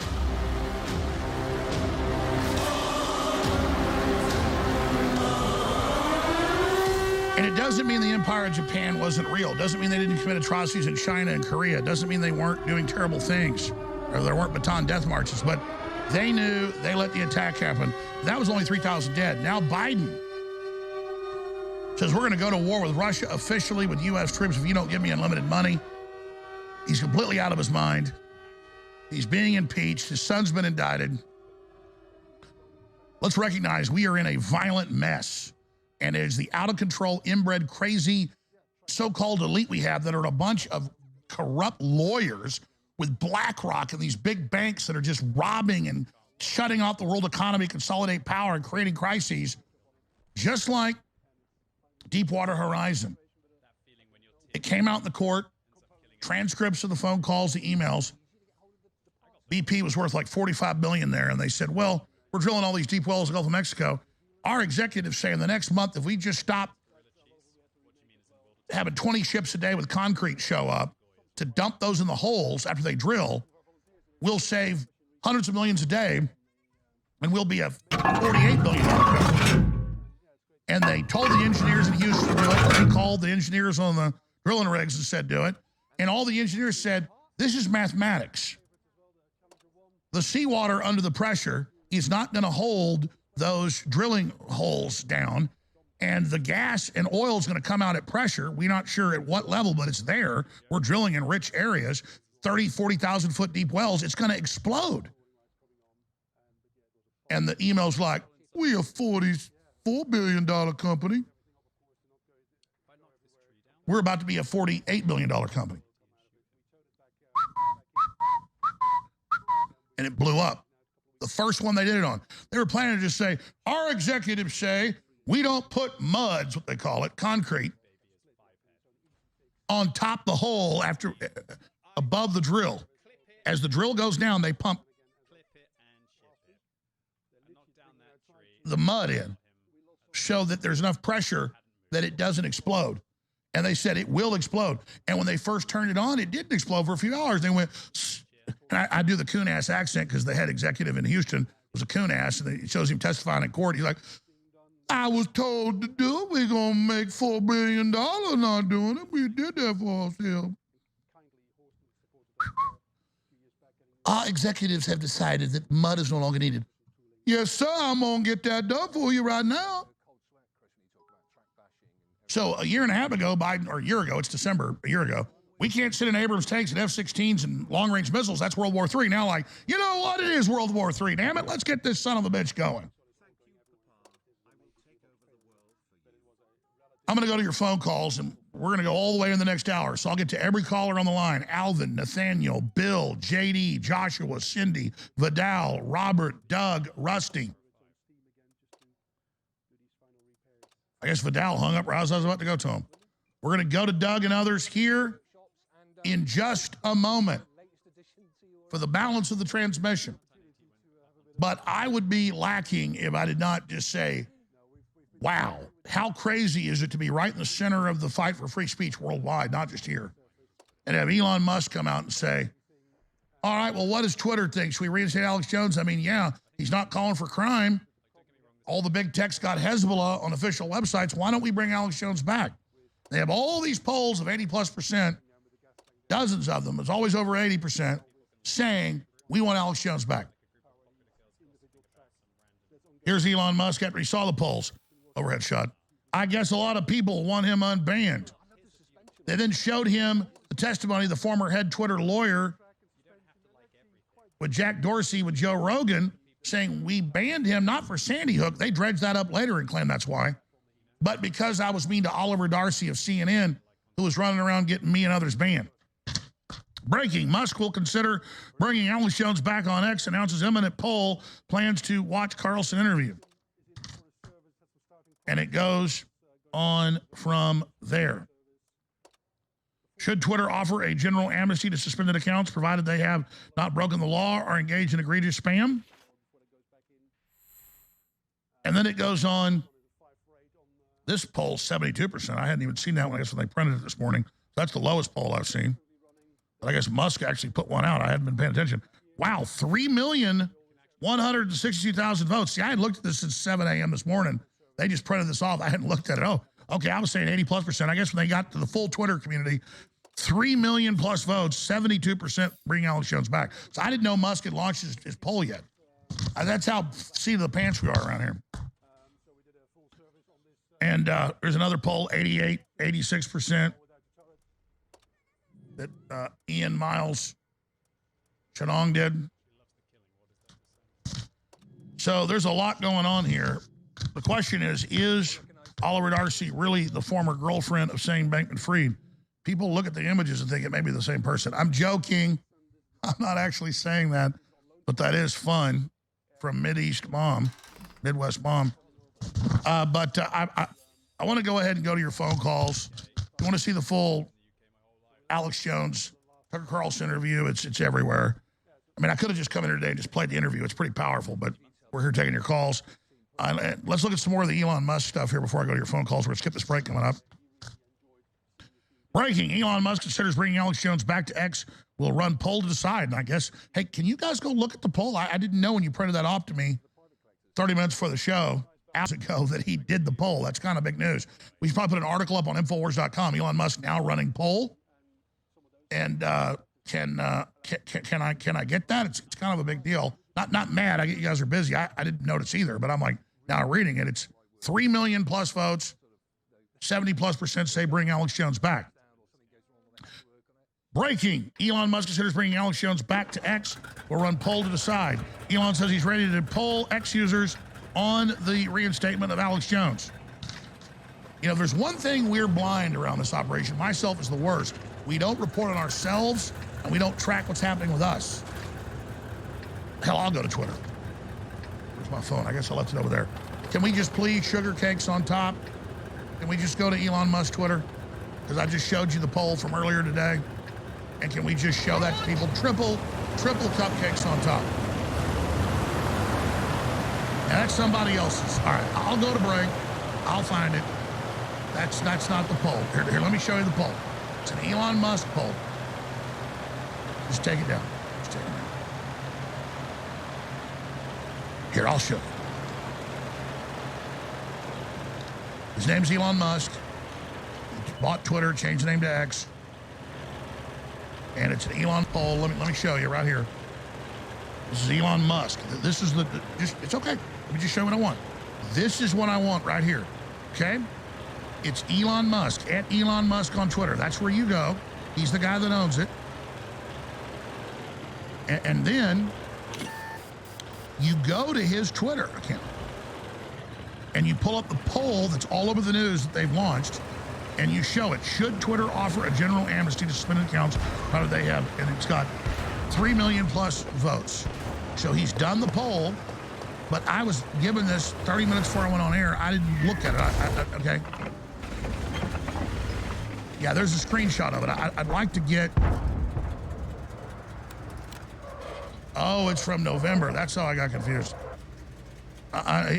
I got it. So we hadn't done it yet. No, hey, I'm up here flying by the seat of my pants. So I misunderstood it. Okay, good. So we hadn't done the poll yet. We'll sit there and we'll track that as it unfolds. All right. I got a lot of other news here. Big national news says our IQs have dropped massively. Our sperm counts are almost zero. And our life expectancy is plunging. But there's no depopulation plan going on. Everything is fine. Thanks for clarifying that, crew. All right. I'm going to take a break here for a minute. I forgot to eat breakfast this morning. So I got to run out there and eat some yogurt or a couple strawberries or something. So I'm getting a little hangry, as they say. But I'll go to your phone calls right after these clips. Let's play clip 6. And let's play clip 8. And let's play clip 9. And then I'll come right back to your phone calls. Please stay with us. So Earth is being put into a countdown collapse right now. And so I'm like the fisherman when the tidal wave comes in. And I'm like, oh my God, my wife and children are about to die. And so I'm not really worried about me because I'm a man. I did this. I knew it was coming. I've been proven right. And I'm not happy I was proven right. I wish we could have gotten ahead of this and stopped it. Yeah, we have a lot of credibility now. The people see that we were right, so maybe we can stop the next phase of it. But the globalists have gone from testing phase, beta test phase, into full operational now. And they say, read their writings, we are going to have a post-industrial world by 2030. We will have no personal cars by 2030. We will be eating bugs by 2030. And we will start the depopulation of 90% of the people by 2045. That is the official WF, official UN, official Club of Rome plan. What do you mean with the population? They want to bring the world population down to 500 million. But I thought we were opposed to genocide, no? Or no? I guess we're not. Well, you know, we're told now, don't have children establish the earth.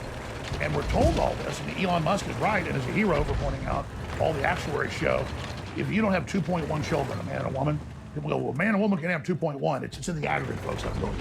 If a country doesn't have 2.1, 2.2 replacement rate, then you don't have people to take care of the old folks, society collapses. And so Japan's 1.3, Italy's 1.3, they're done as cultures. America, without immigrant influx, is about 1.6. That's not viable. And I'm not just talking about white people only here, but white people are 7% of the world population, maybe 8. And so I would be sad if the last Eskimos died. I mean, I'm sad that the Japanese, within 100 years, there might be 20 million of them. But just to my previous question about, and without getting too personal, but I mean, I feel a little bit enervated and down just hearing your dot connecting here. Like, what's the effect on you over 25 years? I mean, if you literally foresee 9/11 before it happens, and you did, and it can be proven, we just proved it. Like, what's that like to live with that weird ability? Well, I mean, I know a specific clip.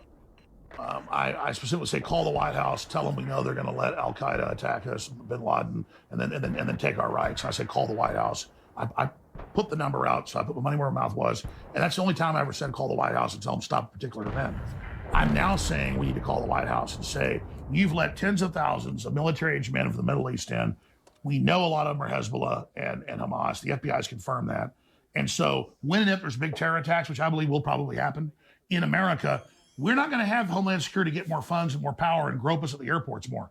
I want prison time for the agencies and groups that have allowed this. And I want Biden impeached now.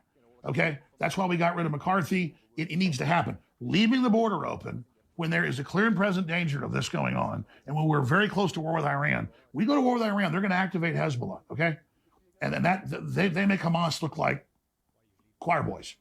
And so you want to hear a prediction here? It's a probability, not a pure prediction. But I mean, if we go to war with Iran, guaranteed sleeper cells activate.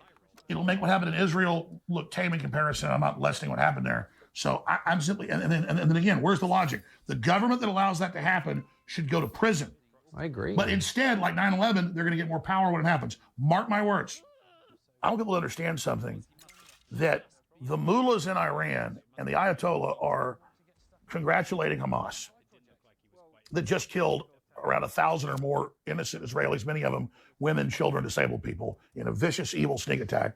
They are on there. Hezbollah and Hamas, mainly Hamas, but it's Hezbollah funding it out of Iran, are literally posting videos of them cutting people's heads off and killing children and massacring innocent people. They're allowed to have their Hezbollah accounts and their Hamas accounts. The Ayatollah is able to congratulate what these people have done, and I am still banned. And I'm not mad at Elon Musk. I understand I've been so demonized with the general public. He's barely able to keep Twitter going right now. I really appreciate what he's done. I admire him. I think he's done a lot of great work, and I see him moving in the right direction. So a lot of people attack Musk on Twitter. I trend all the time. Hey, if you're such an absolutist on free speech, bring back AlexJones.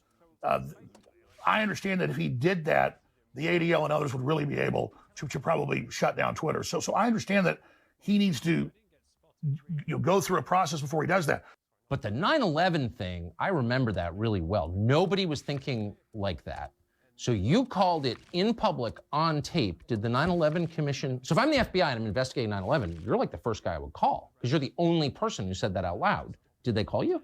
No, they didn't. But my most accurate prediction, going back over a decade, was when I read the Rockefeller Foundation Operation Lockstep, and they described using a virus to bring in world government, to bring in a world medical ID that they would then build the social credit score off of, and that they would make people wear masks for fear, that they would shut down sporting events and things like that, and basically phase in this new tyranny. So I was also able to specifically make that prediction over and over and over again because I was going off their own battle plans. Are you the only person in media who actually reads these reports? I don't think a lot of people do read them, but I do read them. I mean, I'm currently reading MIT reports from their top councils, Pentagon reports. They have a working group called the Mad Scientist Group at the Pentagon that works with MIT. And if you go watch their hour-long, 2-hour-long, 3-hour-long meetings they have on YouTube with all the tops, I mean, we're talking hundreds of top scientists, they admit that they're building a post-human world, that soon everyone's going to be mind-controlled, that they're going to put smartness in our food, that they can electromagnetically control, and they just lay it all out right there. And I've learned what these people said in the 50s they would do were done by the 70s. What they said their plan was in the 70s for the 90s, they got done. And then when they had their Agenda 21 in Rio de Janeiro in 1992, the Rio Summit, they described everything they would do up to the year 2000. They got almost all of that done. Now they've got Agenda 2030, and we're going to ban your gas stoves, we're going to ban beef, we're going to ban single-family dwellings, we're going to ban private ownership of cars. We're going to do all this, and now you see them rolling it all out. So I'm not really making predictions. In these high-level World Economic Forum and other large think tank groups, they are laying out the future, and their high priest in the World Economic Forum, it's a consortium of all these groups. Yuval Noah Harari, you can read his quotes. The future is not human. The human era is over. The public is useless. I mean, this is a very anti-human system, so that's how I'm able to make predictions, because they've given us a roadmap. They tell us where they want to take us. And so when the public wakes up, we push back on some of it, but they always come back. And so I'm just following the trajectory of where they said they want to take us. And there were a lot of white papers, not just the PNAC document from 2000, a year before 9/11, where they describe we really need big terror attacks. We really need Pearl Harbor events to get Americans to give up their rights. All right, the entire next hour will be your calls. I may even get to one now, but I got a few other things to hit. There's so much breaking news at Infowars.com that I haven't hit. Like, take this article by Don Salazar. Video, man sneaks into Bohemian Grove, finds site of bizarre pagan ritual. And I'm not lessening what this guy did, but I feel like I should make a public service announcement about this. The Secret Service and all the rest of them are there in the second half of July. So there's no one there during the rest of the year. There's still security. You can still get arrested. When people say, well, where are they doing it? They show up at the idol, there's no one there. It's because they're there in the last 2 weeks of July. We have that footage that's coming up, though it's still amazing. He goes inside the idol, shows the sacrificial area. I mean, it's amazing. I'm not lessening what the guy did. I just want people to know. No one's ever snuck in and got out but us, and I wish others have been successful. It's not about me saying I'm number one. I'm not. God, providence.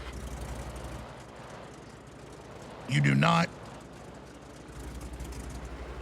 go in there when they're actually there unless you think you're going to get arrested. I'm just saying, know that. It's still dangerous to go in, so kudos to the guy. Be able to get this out. It's journalism. It's good. I support it. I just want to warn people. You go in there in July, because they're there a few weeks before the elites show up, you're going to have a big problem. I mean, King Charles goes there, everybody. It's very dangerous when they're actually there. Still a great coup to get that done. Please support the broadcast. If you're a new viewer, I've got my second major book out. I did one book before this, but in the last 2 years, I've done 2 books. It's a Great Awakening, Defeating the Globalists, launching the next great renaissance. Infowarstore.com. There is a signed copy, limited edition. It's a fundraiser to keep us on air, or an unsigned copy. Whatever you do, get Great Awakening. Infowarstore.com. Store-wide free shipping, double Patriot points. Your Christmas shopping there. We have amazing products. X2 is the missing link, the opposite of fluoride. It's very special. You look into that. X2 back in stock. Turbo Force 10-hour clean energy, the strongest, best, healthy version. There's some other nootropics that work really well that are really toxic. Give you a big come down. This doesn't do that. Turbo Force is back in stock. Infowarstore.com. So many other great products at Infowarstore.com.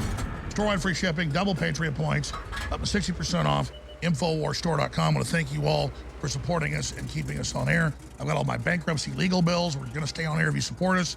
Go to defendjones.com, make a donation. I want to thank all those that did do that, defendjones.com. But I wanted to go to one of the crew members, Thomas, because he popped in my ear about 30 minutes ago and said, hey, I've had experiences where I haven't seen somebody in 10 years. Well, he can tell the story. And I have a dream about him, and then I see him the next day. We all have those experiences, and that shows you there's a lot more than what we just perceive and see visually. And that's where God comes in. That's where such amazing things happen. And the establishment knows that. They don't want you to know that's there, so you're all alone. You think they're God. They're not God. So, Thomas, tell us your story. Yes, Alex. When I was in high school, I had a very close friend of mine who was a phenomenal musician. His father actually built amps for Dave Navarro, so he was trained very well and got me into playing music. But he did have some problems with addiction, so he was kind of in and out of my life. He'd go away, to rehab and get in trouble, and then he'd clean his act up. So there was a point where maybe I haven't heard from him for about a year and a half, and then I had a dream of him, and I dreamt of him, and the actual exact angle and place that I would run into him is where I saw him the next day. And it was just so bizarre, and I think it's because when you have certain connections with people, or like with your story, that house that you referenced with the golf course, things that you have these personal connections with, they kind of expand into, almost like another dimension. It's a deep connection with certain things, so God can reveal certain things to you ahead of time. And I think that's what was happening in my dream, because I was just thinking, hey, when's the next time I'm going to see this guy? I'd love to play guitar with him. And it was an answered prayer. I got a heads up and said, hey, you're about to see this guy. So, and the key is, it wasn't just the coincidence. Then you saw him at the exact place, the same thing that you saw in the dream. Yeah. And with me, God didn't go, see, I'm real. You see that? I did that just so you'd see that. And sometimes it can be a bit scary when you have a dream, maybe like a nightmare, and it's so nightmarish, like that you're like, oh my God, is this what I'm seeing? Hold on, don't go off. I'll come back to you to finish up, and I promise we're taking every call on the board. Doug's up front. Coming back, hour number 3. Thomas, stay right there. I want to finish the story.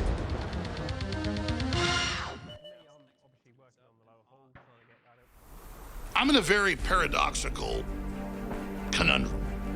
I am super thankful to our viewers and listeners for keeping us on air and your support. We've changed the world together. But at the same time, InfoWars is barely paying its bills. Plus, I've got great products that will absolutely turbocharge your life. So I'm sitting here thinking, how do I explain it to people that InfoWars isn't just some talk show? We're not some political movement of the thousands out there. We are over the target. We are proven to know what we're talking about. So I say to you, my friends, please do your Christmas shopping at InfoWarsStore.com. Don't do it at Walmart or Target or Amazon or the establishment facilities that are literally working against you and your family. Go get great products. My book, The Great Awakening. Get great t-shirts, water filtration, air filtration. It's all the highest rate at the lowest prices. Get X2, sold out for over a year, finally back in stock. Get Turbo Force, 10 hours, clean energy, the most powerful, healthiest, best formula out there. There's other brain boost formulas that work really great, but then you're gonna have a hangover for 2 days after you take it. Not with Turbo Force. It's all available at InfoWarsStore.com with store-wide free shipping, double Patriot points, and up to 60% off. Some of these deals we're losing money on. So again, please do your Christmas shopping at InfoWarsStore.com. Go there, get Turbo Force. Get Brain Force Plus, Brain Force Ultra, 60% off. Get Vaso Beats, get Ultra 12, get DNA Force Plus. A lot of these products are about to sell out. But despite that, they're still up to 60% off with store-wide free shipping at InfoWarsStore.com. We're changing the world together. So please take a moment of reflection and realize how great a job you've done, and then redouble your efforts to keep us on air. Thank you so much. If you are receiving this transmission, you are the resistance. It does reverse, but it's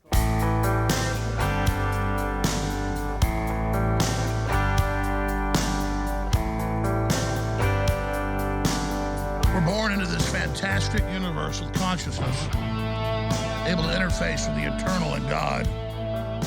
We look at these stupid politicians with their big marble buildings trying to act powerful. They're a joke. Reach out to God. God will touch you. God's real. And I have a lot of these dreams that have come true. Dreams I even wrote down, dreams that were amazing. And some were good, some were bad. I mean, I've told the story many times, and we'll go back to Thomas, finish the story, about I looked older than I was, and I wasn't a drug guy, but I was an alcohol guy. And so even the 16-year-olds, when I was like 14, they're my friends, but they'd come get me because I would go into a liquor store, and for whatever reason, they would sell liquor to me and not to them. And so we'd drive into Dallas because there weren't even liquor stores where I lived. It was a dry county outside Dallas. We'd drive in the county right next to Dallas, into Dallas. We'd drive into the worst neighborhood, and I probably did this 100 times or more. And, your kids, a lot of money, so you wanted Everclear and Milwaukee's Best or whatever for a party, high school girls or whatever. And I had a dream that I woke up all sweaty from where I'm getting beer, and a guy comes out and pulls a knife on me and whatever, and he has a purple and polo shirt. It was a white crackhead, a purple and green striped polo shirt. And I remember in the dream, I was like, alley behind a building, and I had the beer. For whatever reason, we'd pulled in behind it. And sure enough, I walk around, the guy tries to mug me. It happens. I defend myself. And I think it was God warning me. So when I saw the guy was ready and was able to not have him, stab me and was able to get out of there with the beer and the Everclear. But the point is, that was one of those dreams. So I had a lot of those. I don't really have those now. Instead, I just get downloads of information. But that shows you, like in the Matrix, where they see the black cat, it disappears, like a glitch in the Matrix. Finish up your points, Thomas. Yeah, so I was saying that, sometimes you'll have dreams that are nightmarish that seem so real, and you don't want to think, hey, this is our future, this is what's happening. But I think maybe God is showing you a possibility that can happen if you're not, like you said, aware of and have situational awareness. Like I've had dreams of submarines showing up on the coast of the United States and launching missiles into buildings. I don't want that to happen, God forbid, but I think it's like a subconscious collective fear that, you know, we're being invaded, and, you know, we could have an invasion like that with such weak leadership in our country. But I also, you know, have dreams of passed away loved ones that come and visit me, and I have vivid, in-depth conversations with them, and they're giving me, you know, instructions in life on how to, you know, carry on it and carry on legacies. And it's just so profound, and I, you know, just give it all up to God that we're able to have that kind of extra sensory Exactly. I didn't talk about perception. those. I've had those as well. So it's very cool, and you know, the whole Matrix thing with the cat, I think that is, you know, it's a big symbol for something that a lot of people experience, that kind of deja vu feeling, you know, that you're supposed to take something from that moment, like, hey, I've seen this before. So there's a lot to it. Powerful. Thank you so much for talking about that. Yeah, Thank and you, so sir. everybody out there's like, yeah, I've had this experience. So it's infinite, ladies and gentlemen. And time is not a line, it's a loop or a figure eight, and it's all interconnected. It's incredible, and we're here, and it's just beyond amazing. We're gonna go to break. I'm gonna come back, and I'm gonna just bam, bam, bam, bam, bam, bam, bam. Take your calls. So Doug, get ready. Rusty, get ready. Robert, get ready. Joshua, everybody, get ready. We're going to go to break. We'll be back in 60 seconds and go directly to your phone calls. But Satan is not God. Satan is here to test us, and Satan has already been defeated by Jesus Christ and God's sacrifice. And you think about, oh, what a story. God sends down his son to this. God isn't going to ask us anything God isn't going to do. God is perfect and honest and fair. Isn't that perfectly fair? Think about it. God's real. Isn't that powerful? God made you. Look at the universe. Oh, you're just a blob of cells. Oh, yeah. 3 billion years ago, you were some salts in the ocean that just got together and made all this BS. You know it's not true. We're not even from here, folks. We were put here. We'll be right back. Stay with us. What would you do if there was a tyrannical, totalitarian world government taking over whose plan was to kill 90% of the world population, and they were already beginning to do it? You would rally against it, you would fight it. And that's what we're doing. This is the reality of 2023. I just want to thank listeners and viewers for your last year's support. I want to encourage you now more than ever to spread the word about the broadcast, to pray for the broadcast, to take clips and share it from the broadcast, and to buy products that enrich your life at InfoWarsStore.com. We have the signed or unsigned copy of my new book, The Great Awakening, The Plan to Defeat the Globalist and Launch the Second Renaissance. Twice as long as my last book, incredibly powerful, signed or unsigned, InfoWarsStore.com. And we have X2 finally back in stock after over a year, InfoWarsStore.com. We have Turbo Force, 10-hour clean energy, back in stock, and a bunch of other great products as well. So please visit InfoWarsStore.com and do your Christmas shopping there. Fund the InfoWar and get great products all at the same time.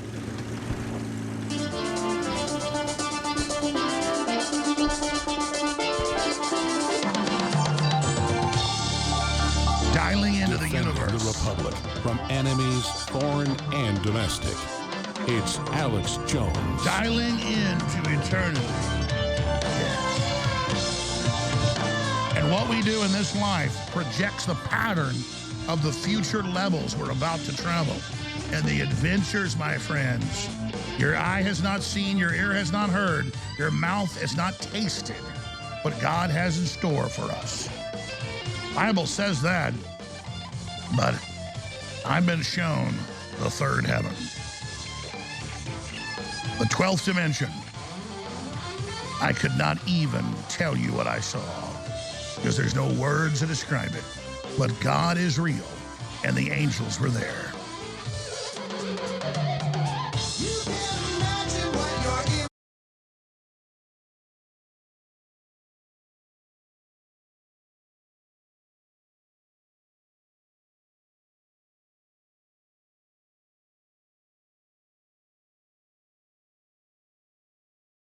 You holding? Doug in Florida. You're on the air. Thank you so much. Hey, thanks for taking my call. New listener, first-time caller, and just listening to you over the past 2 weeks, you've really helped me turn around my perspective and really get some more hope and optimism moving forward. real quick, can I explain? Yes, sir. Up until 7 years ago, I was a hardcore leftist living in California with my wife. Trump starts running, and I start watching some YouTube podcasters and realized that Marxism is a load of crap, and they tear it apart, realize MAGA is right, I'm a conservative, to the chagrin of my wife, and who comes around, and then 3 years ago, she suggests we move to Florida. I'm all in, and even though I'm a member of the John Birch Society, over the past 3 years, I've just been really depressed, disgusted about the political process, and then hearing you, after all the persecution you're undertaking, and after all the truths you've been revealing, you point towards we need to elect people who actually represent us, to hold these people accountable, to bring them to justice and let the guilty swing. That's where you're pointing. No wonder they're coming after you, Alex. That message really resonated with me. Because anything other than that, I don't want to think about. It would be horrible. So it's really given me hope that that's what we need to do. I'm doubling down, because if that's you're pointing that way, I know I need to go that way, and we really need to get things together to make that happen. I agree, Doug. But just to be clear, people say if voting changed anything, it'd be illegal. No, they are stealing elections. We have to overpower them. We don't give up because they're cheating. We double down and show the cheating, which blows up in their face even bigger. You see, they want to dominate us and bully us and have us give up. No, we don't give up. We just get stronger, and we're going to win this. Yeah, I mean, that's what we got to do. I mean, it doesn't say that I'm not, preparing for the just in case. I've got plenty of lead and food and money and silver and all that. But listen. When you say just in case, the collapse is going to happen, whether it's a year from now or 5 or 10. We're going to go through world government, Antichrist, Mark of the Beast, drones around everywhere, but mass death. But then more people are going to join us once they get this. Then it's going to be a total circus, because the globalists think they have us in checkmate, because they're going to have the resources cut off, so it doesn't matter. They believe we're all going to eat each other, the angrier world. And a lot of people are going to die. But out of that, we're going to rediscover who we are and become even stronger. I appreciate your call. Let's be 100% clear, folks. Everyone listening to me. You're not going to get out of this. Just you get that? You're going to face Satan. It's how it is. It's going down, folks. So just get ready. But we're going to come through it. And a lot of us are going to be dead, but our spirit goes on. It's real, folks. It's a decision you make right now. God's testing you. It's an incredible test, man. You wake up in a world with the stars and the moon and the birds and the bees and the families and all the world, all this incredible crap. People are like, oh, there's nothing made this, there's nothing. No, folks, it's all been put here as a war game before you go to the next level. You're not going to be given the incredible power you're about to get next level without a test, folks. And let me tell you a little secret here. It's not a secret, but what they teach in the mainline Christian church is you go to heaven, skip the break coming up, we'll get all the calls, and you float around on a cloud and play a harp. No, sir. What happened? Satan took 1/3 of the angels, rebelled against God. That's what's going on. We're done for. Everyone get out. And that's just in this sector.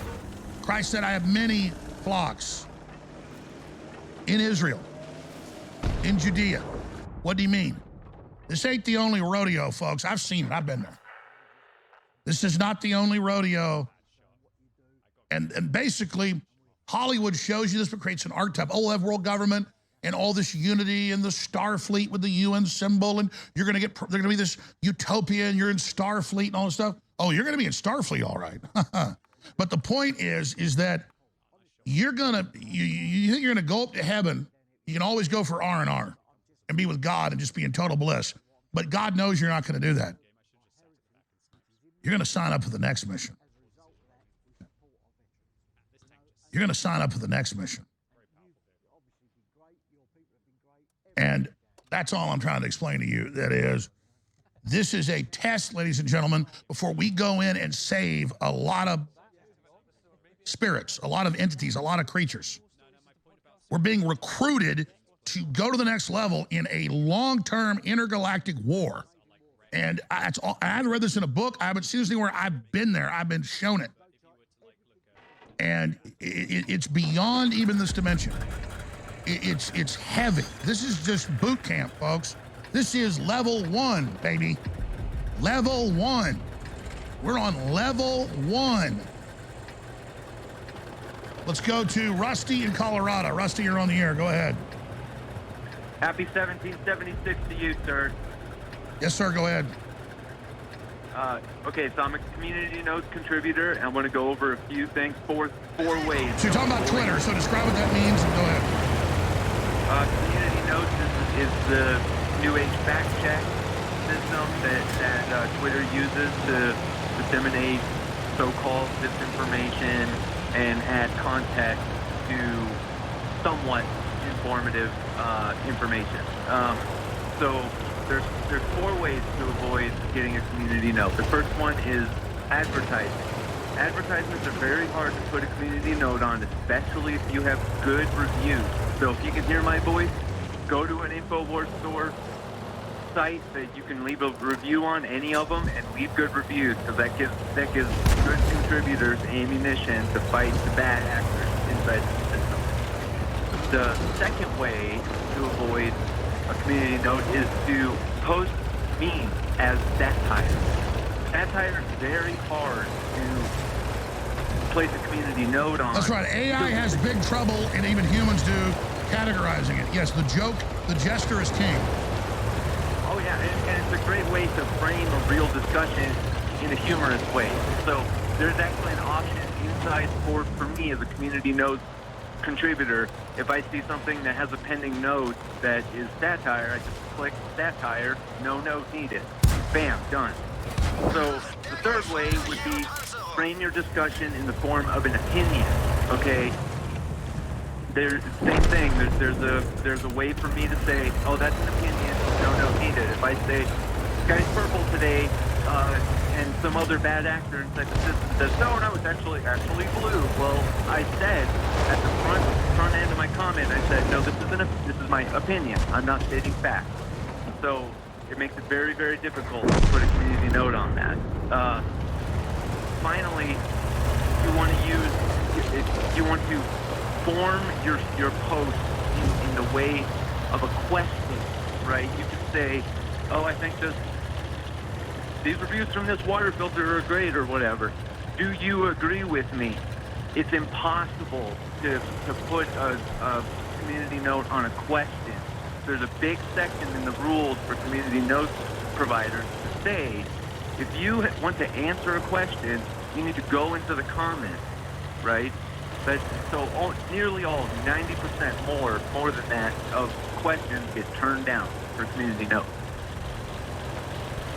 And for those that don't know, community notes is a great revolutionary thing.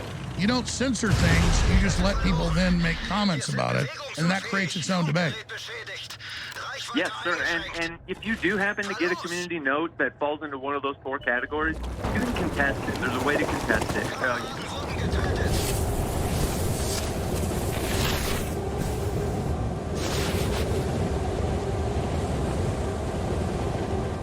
People on the street, and also folks that call in on the show, constantly give me credit and say, oh, you're so great, oh, you're so wonderful. No, you're great, you're wonderful.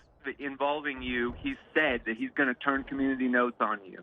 So if you can hear my voice right now, if you've been on Twitter for 6 months, if you have an account that's verified with the phone number, and you have no strikes against your account, you need to apply to community notes. Because we need like-minded people in there. The community notes about 4 months ago got overwhelmed with leftist shill. Because they're control freaks, absolutely. Yeah. How do people sign up for community notes? You got to be the 6 months, and you go apply for it.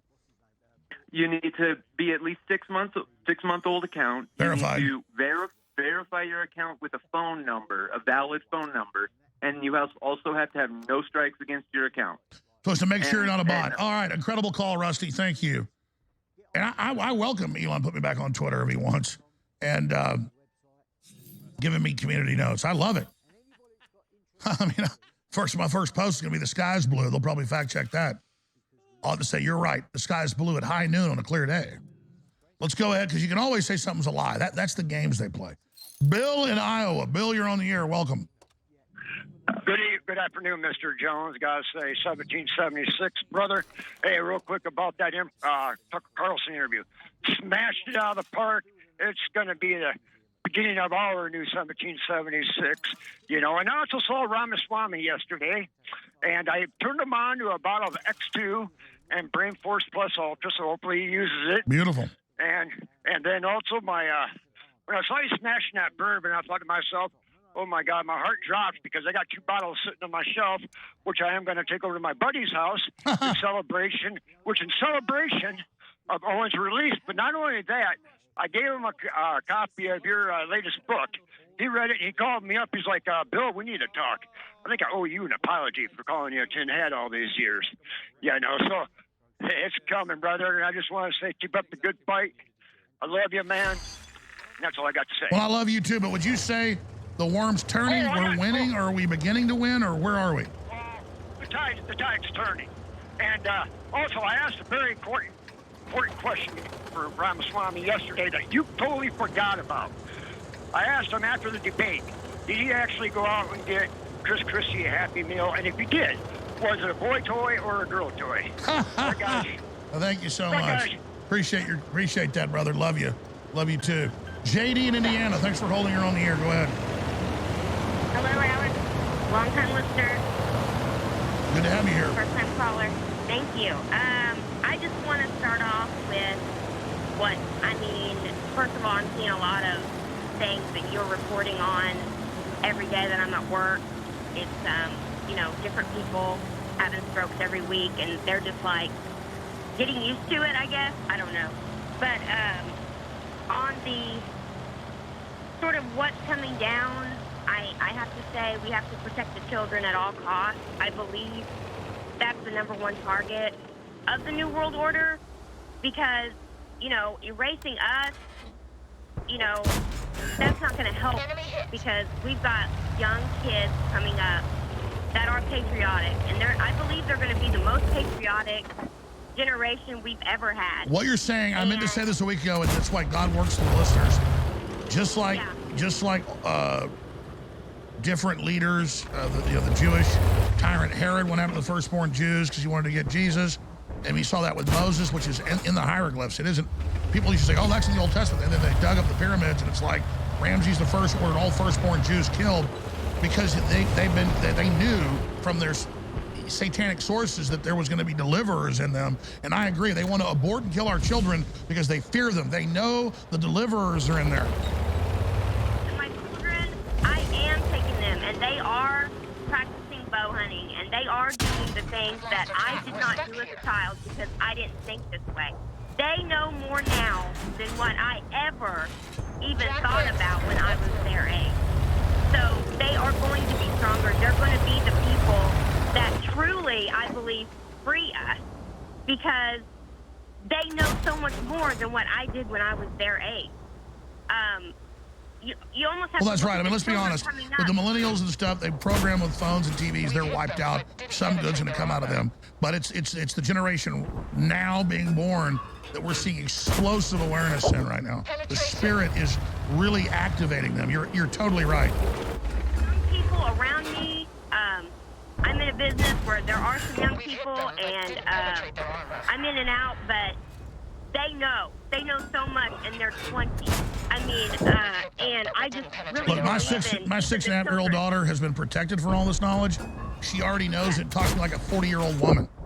And she actually I mean, it's like frightening. It's like wow. The most important thing you can teach them is to question everything. When the news comes on in my house, which is very rarely because we don't watch mainstream, they're just like, oh, the liars are on, and they change it. Well, that's right. The left said don't teach your children any values because they want to teach them their satanic values. If you simply don't even tell children what to believe, just say, hey, these people are lying, catch it for yourself, they are off and running. They want to be led and then empowered. You're absolutely right. Beautiful, beautiful testimony. Anything else?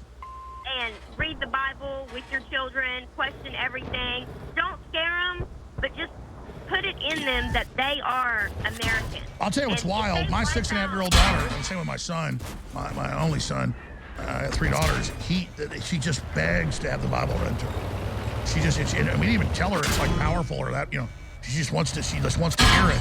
Thank you so much for the call. She just knows. It's amazing. It really turns toward God. They're already like a satellite dish. They're already aimed, folks. Ready for the transmission. We're going to give it to them. Robert in Washington, you're on the air. Go ahead. Hey, Alex. First off, I just want to say I wish I was a part of your generation so badly, especially after listening to you, which, by the way, was before episode 911 on Joe Rogan. And I just want to say I felt the same way about 1255 and 55 you did, but you didn't seem to feel that way. I don't know if it was a thing or not. I don't know if you even remember that, but how are you doing, brother? No, what specifically happened on Joe Rogan? I mean, I know the episode you're talking about. What was said? On which one? 9/11, 12:55. No, what are you saying? I'm not getting the gist of what you're saying. Oh, you said. I see that you had me on 9/11, 12:55, and 1:55, and you were like, "Is that a coincidence?" And he goes, "No, just so happened to be the 1:55," and you were like, "Oh, I don't know, the 1555." Sorry. No, I remember that now.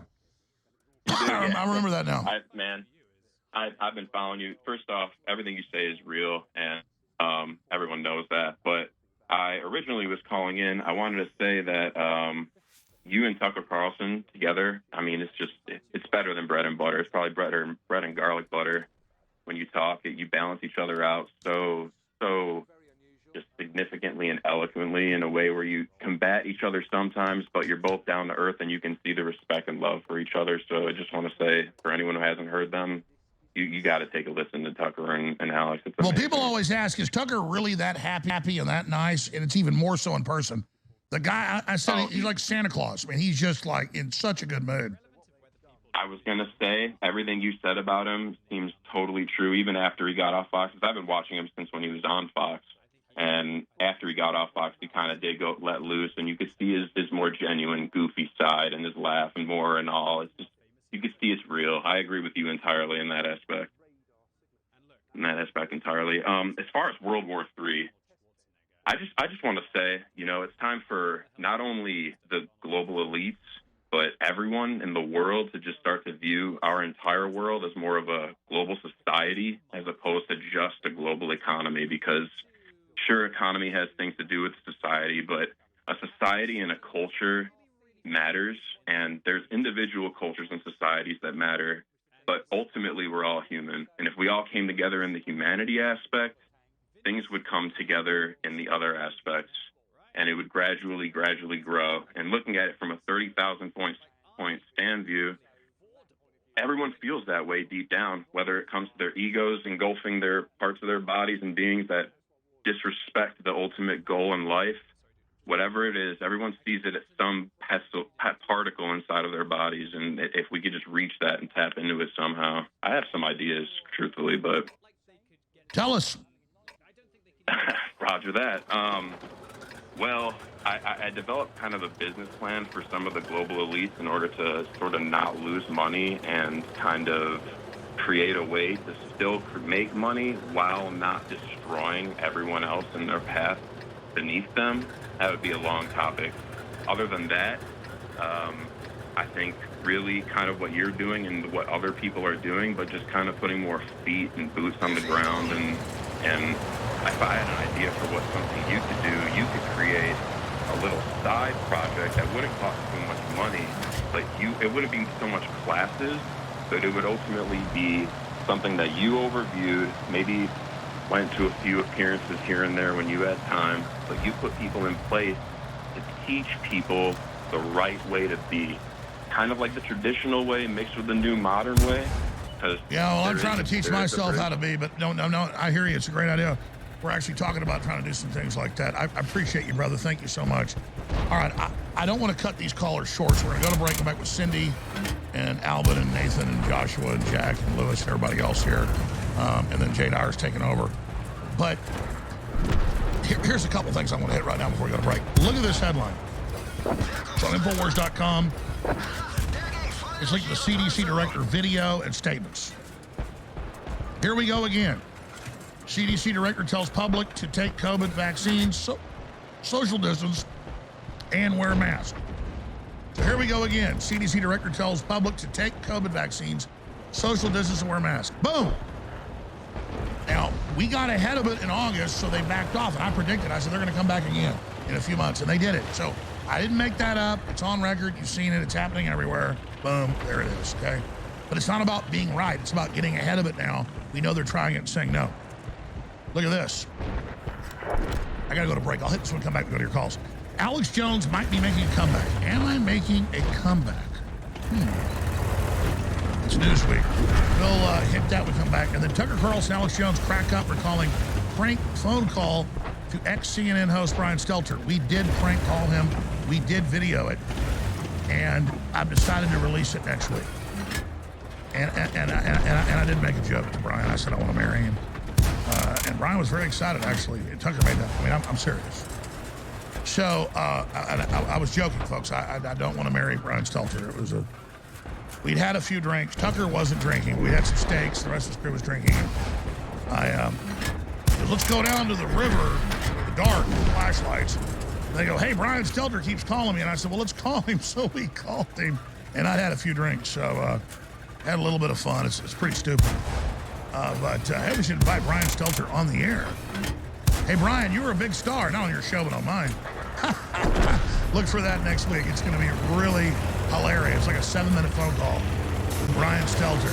We'll be right back. Stay with us. Infowars.com. Tomorrow's News Today. More of your calls straight ahead.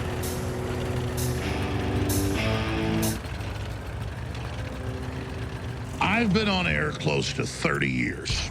And going back more than, 15 years ago, we began to get massively censored and debanked and harassed in different ways by the globalist deep state.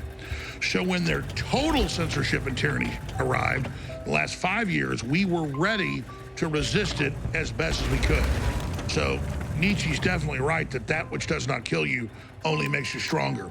But really, it's been God working through the audience of viewers and listeners who've been steadfast supporters, spreading the word, praying for us, buying the product, sharing the clips, the articles, the videos. This really allowed us to survive, and when it comes to exposing the globalists, thrive. So as Christmas approaches 2023, I wanted to take some time out to say that I'm thankful for all the viewers and listeners, and I meet you all over the streets of Austin and all over the country and all over the world, and I really love you and I appreciate you. And because they started taking our sponsors away from us more than 15 years ago, we began to move away from sponsors and sell products directly to the population. And we always went out and tried to find hot, cool products that already had great reviews. That way we knew we were selling a good product. I would try them out myself. And over the last 15 years, we've gotten really, really good at bringing you amazing products. And now we have the best books, the best films, really everything we sell on the site is very high quality, but at a very, very competitive price. Whether it's the storable foods, whether it's the water filtration, whether it's the supplements, whether it's the books, the films, they're amongst the very, very best, and you're funding an operation fighting the globalist. So even if you bought this stuff at a big box store whose owners are anti-freedom, anti-human, you still be getting a great product. But when you buy these products from us, you are supporting an organization, an operation that's not submitting to tyranny. So we kind of created the model of a political talk show funding itself with direct sales. And now more and more are doing it because they've been censored, they've been shut down. So for all the years we've been fighting together, I want to thank all the InfoWars viewers and listeners, the InfoWars family, because we're still here because of you. And now, Christmas 2023 is here, and we have the biggest sales of the year every Christmas, and a lot of products that have been sold out are now back in stock. I'm happy to announce we have store-wide free shipping, double Patriot points, 10% off when you sign up for auto ship on your next order. That way stuff that's sold out is held back for you so it's not sold out. And up to 60% off on these best-selling products. And finally, Turbo Force, 10 hours of clean energy is finally back in stock. The top of the line, the strongest, the Godzilla of nootropics, of energy, of brain boost. Turbo Force back in stock. X2 sold out for more than a year. Got a limited supply in. Unfortunately, it's about to sell out. Despite that, we've got it at 25% off, but it's going to go to full price before Christmas hits, so take advantage of that right now. We also have down and out sleep support, a whole bunch of natural, known, strong, organic compounds that give you deep, restful sleep. It's so good for your immune system, your body, everything. Real Red Pill Plus, Vitamin Mineral Fusion, Body's Ultimate Turmeric Formula, It's all there at InfoWarsStore.com. You can also call toll free, like to order that way, 888-253-3139, 888-253-3139. But these are great products that enrich your life, and they keep us on the air. That's why I coined the term many years ago, 360 win. This is a non-zero sum game. This is beyond symbiotic. This doesn't just make us all okay. We work together. This empowers us all together. So please do your Christmas shopping at InfoWarsStore.com. Now, thank you for your support. God bless. Leading a frontal assault on the lies of the New World Order, it's Alex Jones. Big Brother, mainstream media, government cover-ups. You want to stop tyranny? Well, so does he. Live from the Infowars.com studios, it's Alex Jones. Get your motor running. Head out on the highway. Looking for adventure. And whatever comes our way.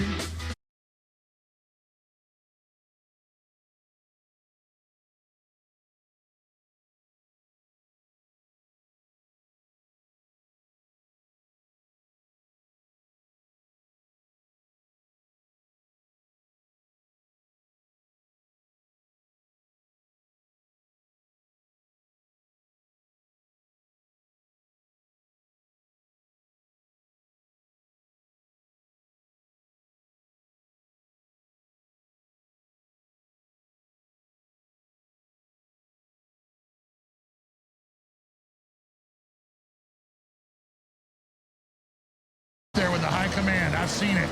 It's real. Get ready, folks. Join us now. Sign up to go to faraway, incredible locations. Like the one you're on right now. Could it be any cooler? Dangerous, but real as hell. You meet a woman, you're passionate, you marry, you have children. A merger of you and her. I mean, it just gets cooler by the second. It's all fantastic.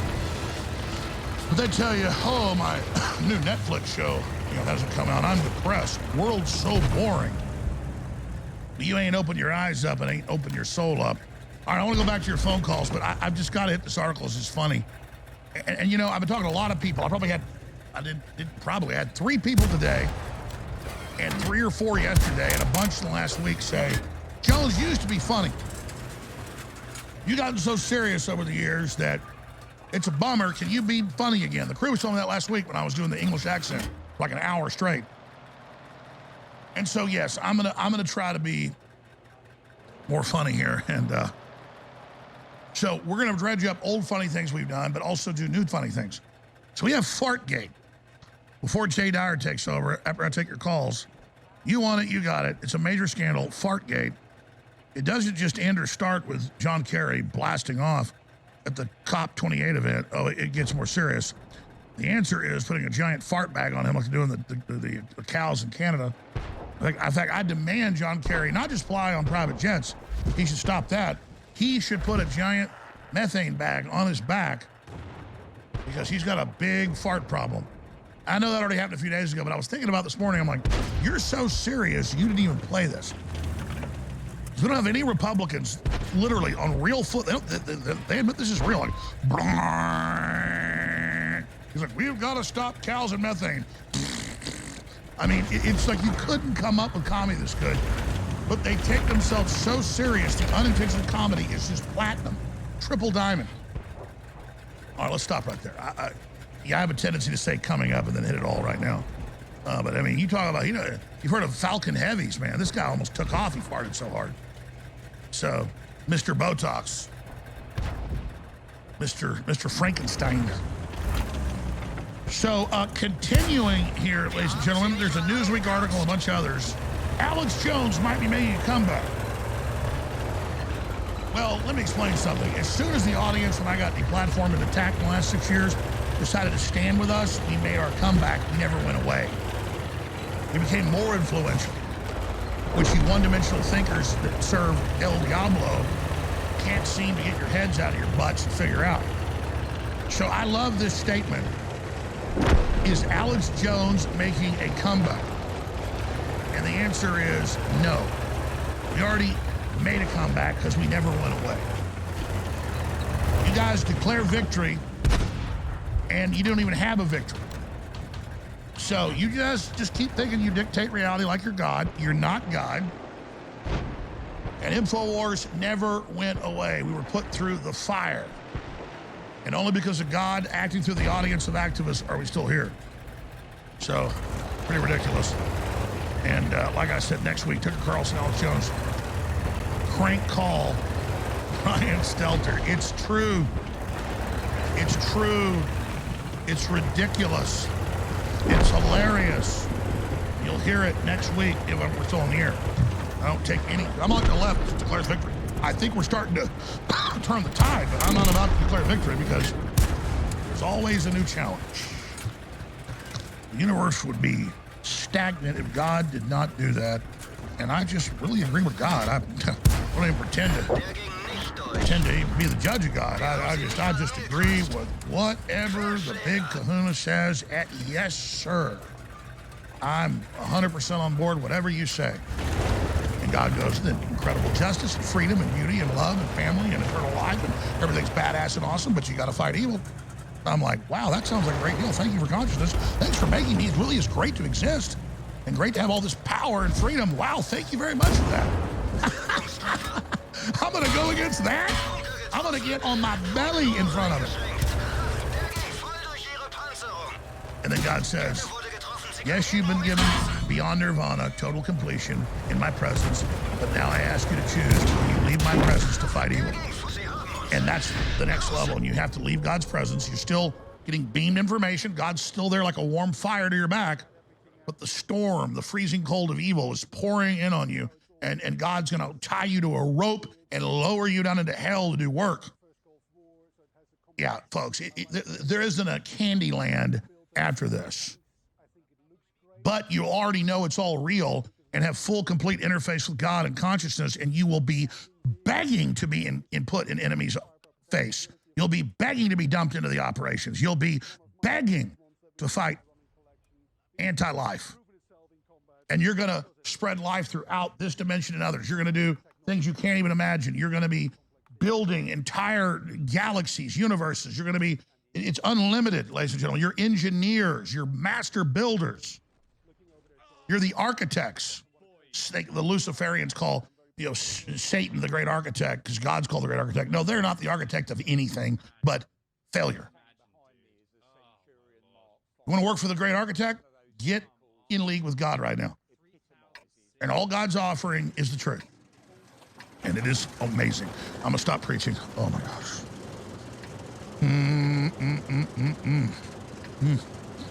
All right. Fire all of your guns at once and explode into space. Skip the break. I'm going to get to all these calls. I'm going to stop preaching. Cindy in South Carolina. You're on the worldwide. Hey, Alex, thanks for taking my call. I'm going to, I guess, represent the potential atheists or people that have different faiths or non-faiths. But for whatever reason, maybe the TuckerCarlson thing last night, but I was told by a friend today's the day to call, and after 3 years, I finally got through. I have a story that I should have told 3 years ago. In November of 2019, I have a friend who's a private chef, a very high-end private chef out of Charleston. This person gets hired by politicians and royalty. This person was employed at that time in the Netherlands, feeding a large contingency of people who are politicians and royalty, including their children. And at that time, at that event, it was at night, they were offered a shot, and they believed it to be a flu shot initially, but it wasn't. As the night went on, everybody was being inoculated with a virus that was to come, an unnamed virus that was not the flu. And I've known that I should have told that story for whatever reason. Maybe it'll result in someone else telling a story, but that's my story, and that's the end of it. Well, you sound credible. I don't know what you're saying is true. I'm not saying you're lying, but it came out in the London Guardian about 15 years ago, and Der Spiegel about 12 years ago, if memory serves. Quote, elites get special secret vaccines. They get, quote, clean vaccines. So inoculation's a real science. And yeah, whatever they're about to release on us or already have They've already been given the protection. That's why they caught Netanyahu and a bunch of them acting like they give them the shots, but everybody, and it also happened with, who's the guy that assaults the lambs? What's that British actor's name? Anthony Hopkins. He got caught. It was totally fake. So yeah, they've already, that's the thing. You're in the club, you get taken care of. What else did they say about this? What else did they say about this? That was it. That there was. It went on for hours. It was a huge amount of people, including children, and they were offered it and declined because it seemed like a wise thing to decline. And that was it. That it happened in November at a huge event, a private event, and of 2019. And that person kept it on the down low. Told a bunch of us. We all kept it on the down low because it was dangerous not to, and my heart's racing telling you this now, so I just want to hang up. I'm nervous about it. Well, you say, Cindy, you don't believe in God. You've never been touched by God, Cindy? No. Not like that you might traditionally say, but I just knew I was supposed to, today was the day I got through to tell you this story, and I'm going to go. No, don't go, Cindy. Let me ask you a question. Have you ever been outdoors at night by yourself in the stars or out, just looked up there and felt that feeling of timelessness? You ever felt that? Yeah, of course. Well, Cindy, God's real, but God is about free will, not some fake church. I don't blame you rejecting the church. It's there to make you reject it. And so I understand rejecting the establishment. That's the system. That's the priesthood. But God's real. If you will just pray privately or with me right now for God to touch you and ask God to come into your life and show you things, in my experience, God will show you things to show you how God's real. You might get a visit by an actual angel, or you might, be told, walk outside, there's about to be a car wreck. You walk out, there's a huge car wreck. That's the kind of stuff God does. Would you like to know if that's real? I respect that, but there's a block. Hold on, Cindy. There's a block there, though. I'm saying, what do you have to lose? See, God will not do this if you don't ask for it. You have to say, I have free will, governance over my soul. I'm asking God to show God to me. You don't want to see if that's real. That's a big, for somebody that was scared enough to tell this story. But what do you, well, there's evil out there. I'm asking you, what do you have to lose if it's all a made up thing? Just, why would you not want to say, God, if you're real, show me? All right, I'll think about it. But see, deep down, you know what's on the other side. This is very real, Cindy. This is the real universe. You have to say, if you want to go beyond the stars, beyond everything you see that's already so fantastical, this is just nothing compared to it. You have to say, show me, I want you to show me. Because God isn't like the devil that attacks you without permission.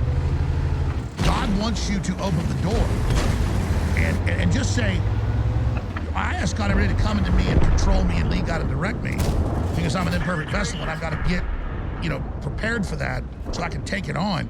I'm telling you, I'm not asking you to even ask God into your heart, but would you ask God to show you the miraculous? Because God won't do it. I'm open to anything. I just hope that you're open to those of us that aren't, that we know, we understand truth when we hear it, but we may not feel the same way faith-wise as a lot of your followers. But I'm not asking you about me or my followers. If there's powers greater than us in the universe, and God is the omnipresent creator, which I am postulating, why would you be scared to say, God, if you're real, show yourself to me? I don't know if I'm scared. I think it's just something I got to do in private and think about. I think you should, but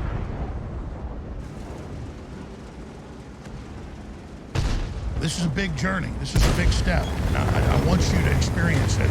And I know that if you simply say, God the creator, the God of life, show me, God will show you. You will see it. And then you'll have to make a choice on whether you want to reject the Holy Spirit. I know there's a bigger power. I know that. That's all I'm sure of. But I don't know what it is. But that higher power, well, no one can, we're finite. You can only know it, you can only see it, God's backside, basically, like Moses. But what I'm telling you is, you need to then, in my opinion, say, God, show me. Because God will not push you around. So it's about your free will. God made you because you have free will, Cindy. That's why God won't mess with your free will. Do you understand that?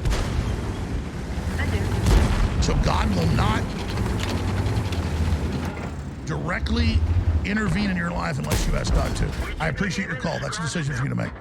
I would suggest you launch yourself into a wider world right now, Cindy. Thank you. Joshua in New Mexico. Thanks for calling. Go ahead. Hey, Alex. Thanks for taking my call. Can you hear me all right? I can. Thank you. All right. Yeah, real quick, I just want to do a quick plug for your product. I started getting your products over a year ago, and the first ones that I got was X2, Super Male Vitality, and Living Defense. And I noticed right away after taking those, I felt much more stamina. I wouldn't say that I had more energy. I could just feel that I had much more stamina. And so since then, I've just, been a full-on believer. I order as many things as I can. I've tried all your products. My personal favorites is, of course, anything with iodine. X2 right now I ordered some more. I got X3. I think X2 is better in my opinion, but they're both good. I take them both. I love 1776 testosterone. Brain Force is awesome. Also, I want to let a lot of people know out there too that it's not just about how I feel. There's also real results that I've seen from your products. I started giving my dad your products, and like I said, it started the same with him as just iodine and Living Defense. And then because, he's had some heart issues in the past, I started giving him the Ultimate Krill Oil. And after taking that roughly on and off for, about a year's time or something, whenever he went to the doctor and took his checkups and they did blood tests and everything like that, everything was improved across the board, essentially. And so he didn't make any big, lifetime changes. Or lifestyle changes. He didn't exercise more. He did the same stuff. The only thing that changed were those products. And it definitely moved the needle. Absolutely. Well, by the way, it's not denied that pure fish oil or pure krill oil is incredible for your brain, heart, cardiovascular. The problem is the cheaper brands do almost nothing because they're homogenized. They boil it because they boil down much of the fish or much of the krill. It's got to be cold pressed. It's the medical grade stuff we sell. You go to any major doctor's office or any longevity office, they're selling the same stuff we sell. And the problem is it gives you terrible burps. So I would take it with a meal. It's not as effective when you do that, but I just can't take it alone. But it gives you amazing energy, everything. And it's the essence of your body. I mean, and I'll say krill is even better than the fish. We have the best fish, the best krill, and it's amazing. I'd order krill if you had it again, but I just settled for the Ultimate Fish Oil. But here's the funny thing, Alex, is that my dad never said that he had fish burps or he never saw Santa Claus when he went to sleep at night, but he still got all the benefits. No, I mean, let me tell you, if you want to have incredible dreams, take 3 or 4 fish oils or a couple krill oils before you go to bed. It's definitely psychotropic. I mean, it's not listed as that, but it does incredible things. And I thought we had krill oil back in stock. I guess both are sold out, whatever. It's all insane. But don't even get ours, folks. Just get one. Like if people can't get X2, go out and get a Himalayan salt or a sea salt that's purple or pink. That's got some of the real iodine in it. So thank you so much for the call, Joshua. Thank you so much for the plug. What was the news? Oh, yeah, they hung up on him. I messed up. Joshua, call back. I apologize. We can get back in. I meant like, what was your next point? When I say thanks for the call, they hang up on you. My fault. Call back, Joshua, to make your news point there. Yeah, it all works, folks. But they medically, in the medical journals, like even the FDA doesn't come after you saying fish oil and krill oil are good for your heart and cardiovascular. It's a fact. Okay, let's go ahead and talk to Nathan in Hawaii. Nathan, thank you so much for holding, brother. Go ahead. Hey, Alex. Great to talk to you. God bless. God bless you. Quick plug. Well, all your products that I've tried, they work. They're all legit. But wanted to plug HGH Max Boost. Been sleeping far better, waking up more rested. Lean muscle mass has just greatly improved, and a kind of added plus that I wasn't expecting is the little man has gotten far meatier. A lot more weight, a lot more girth. So very, very pleased with that. Yeah, well, for folks that don't know, this is the formula that the Olympic athletes are legally allowed to take. It really, in fact, quite frankly, I'm just going to be honest, 2.0 is a little weaker than the last one. Part of it's stronger, part of it's weaker, because it was just too strong. But yeah, this is a very powerful formula. Yeah, well, unfortunately, I didn't get to try the other formula, but this one has worked. Well, if you great think the for new me. one's great, the other one was too powerful. But I mean, we beefed up some stuff less than some of the others, but yeah. So, yeah, just wanted to plug that. I'm thoroughly happy with all your products, though. But HGH Max Boost 2.0 has just been great for me. Just wanted to speak to the InfoWar family real quick. Just wanted to remind everybody that it says in God's Word that God turns all things for good for those who love Him. And so if you truly love and trust God with all your heart, no matter how dark and nasty this world gets, God is going to turn all things for good. And so I just wanted to remind everybody. No, I agree, but you've got to know, though, me or I may get tortured to death, but then it saves 100,000 children. So you have to realize it's long game. God may sacrifice us for the greater good. We've got to be ready for that. Absolutely, absolutely. So you might have to go through some trials and tribulation, but in the end, all things will be good for you. Yeah, read that passage. I forget where that is in the Bible. It's such a beautiful passage. Say that again. I don't have it on hand. No, guys, pull it up. God will turn all things towards good. The Bible verse. But say the verse again. If we love God, if we trust God, He will turn all things towards good. What's the exact quote? He said He will turn all things for good for those who love God. And that's true. It's in the Word. It's truth. Well, I knew that, but I never really lived it. I wasn't worried about it. I was going to do what I was going to do. But I've always noticed the worse the attack, the more painful. I'm always like, wait, around the corner, something even 10 times better is going to happen. So I've learned to almost enjoy it. Does that make sense? Absolutely. And that's because we're not building up treasure for ourselves here on earth. We're building up treasure for the afterlife. And so your treasures are in another place. And they don't rot and rust away. They're treasures for eternity. And the treasure is closeness to God and wisdom to help others. That's when you finally get the treasure. It's not a car or a box of diamonds or gold. It's literally consciousness. Absolutely. And one more point I wanted to make, Alex, as we head into here to Christmas time. I believe it's Micah 5:5, where it says, "And He will be their peace." And it's Micah prophesying about the coming of Christ, and that Jesus Christ is peace. He is peace. And so if you want true peace in your life, you need Jesus Christ in your life. Well, that's what I was telling the lady earlier, is that the real God does not force Himself on you. She's got to ask God to come in. That's true, because He's knocking at the door, and it's up to you to open the door and let Him into your life. And then He will move in your life like you would not believe. And I love, though, she can feel it. There was an evil thing blocking it right there. She's like, I want to. All she's got to do is say it. She just got to submit. She's just got to make herself vulnerable and open that door and let God in. And it's a big deal, because you will feel shamed, folks, when if you've not had God in your life before and you open the door, you're gonna see who you really are, and it's big. But I mean, it's great though. Amen. It really is. So hopefully that lady takes your advice. Thank you, Nathan. Beautiful call. All right, let's jam in Calvin in California. Go ahead, Calvin. Hey, Alex. How you doing? This is Calvin. Welcome. Hey, listening this morning, you were talking about your joy, which I understand the feeling over the last several years, what we've gone through, because I used to be the happy-go-lucky guy too. And I was just reading in the Bible that yesterday about that very thing, and it brought it to mind when you said it. So can I read it? It is quick scriptures. Go ahead. Jesus said, when you obey me and you remain in my love, just as I obey my Father and remain in His love, I have told you this so that you will be filled with my joy. Yes, your joy will overflow.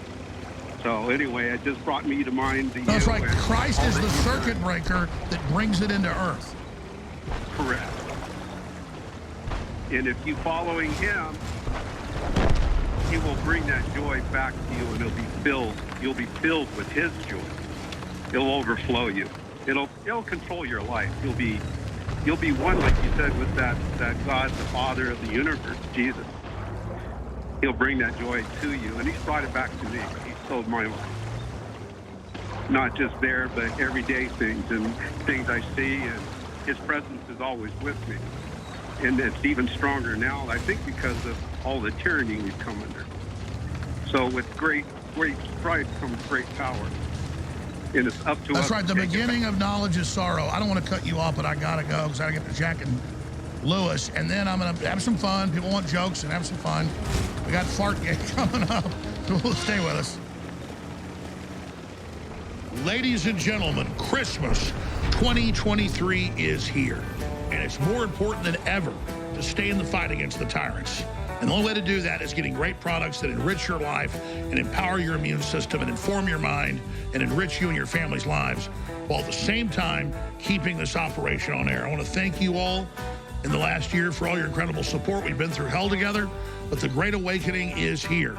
So I want to just announce to everybody that the biggest sale of the year is here. So many sold out products are finally back in stock, and we've got store-wide free shipping and double Patriot points and so much more now at InfoWarsStore.com. The ultimate 10-hour, strongest, cleanest, best energy is here. 10-hour clean energy, Turbo Force. Sold out for a long time. Finally back in stock, discounted, InfoWarsStore.com. X2 sold out for more than a year. Finally back in stock, still discounted despite the fact it's selling out quickly. And the list goes on from there. Body's Ultimate Turmeric Formula, up to 60% off on great products like Brain Force Plus and Brain Force Ultra. 50% off on Down and Out Sleep Support. 40% off on Vaso Beats that boost the nitrous oxide in your blood to clean out your blood like Nitric Boost does. 40% off Bodies. 40% off DNA Force Plus, despite the fact it's selling out. 40% off Ultra 12. 50% off Down and Out Sleep Support. 60% off Brain Force Plus, Brain Force Ultra, and even more. And get a copy of my new book, The Great Awakening, The Plan to Defeat the Globalists and Launch the Next Great Renaissance. Get a signed copy as a fundraiser or an unsigned copy, regardless. It keeps us on air. Plus, it's a powerful book, exclusively signed at InfoWarsStore.com or call toll-free 888-253-3139. Don't shop with the globalist. Don't fund your enemies. Get great, informative, enriching products now at InfoWarsStore.com with free shipping for Christmas. Thanks for your support. Leading a frontal assault on the lies of the New World Order, it's Alex Jones.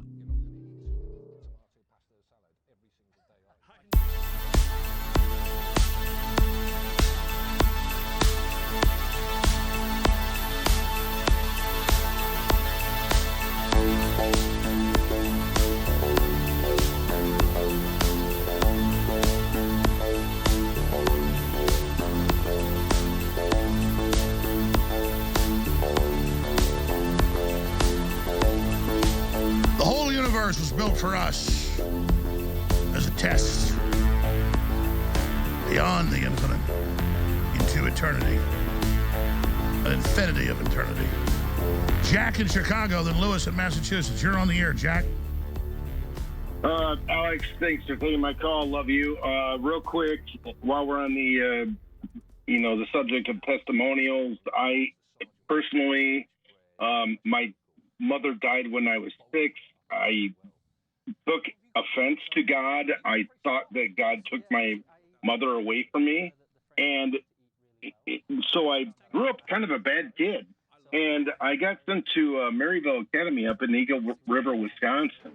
And during that time, I was trying to,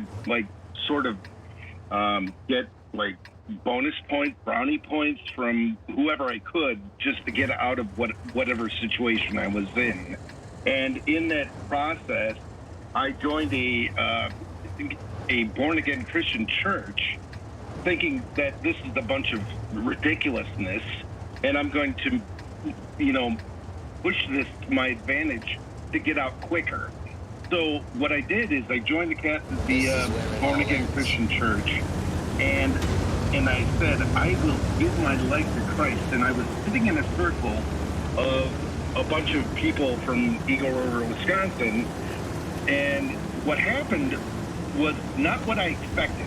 I expected fallacy. I expected nothing. I expected nothing from this, and all of a sudden God punched me in the face.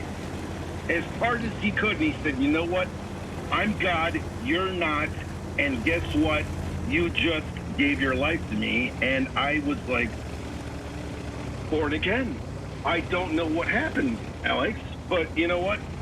That is the message. Well, you know, you opened the circuit. You opened up to it. Right, because I had no choice. I thought, how was I going to get out of this? How am I going to get out of my hatred for somebody who took my mother at age of 6?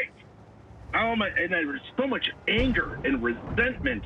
And then all of a sudden, it was like a washing over feeling. I've never experienced anything like this in my life. But Alex, well, that's the comforting of the Holy Spirit.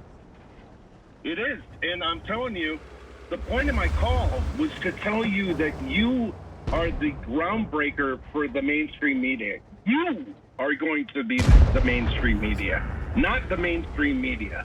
We are turning the tides, and I love you, and I cannot believe what is transpiring right now, and we are going to win. No, I love you too. You called in about the Tucker interview. What do you think of that?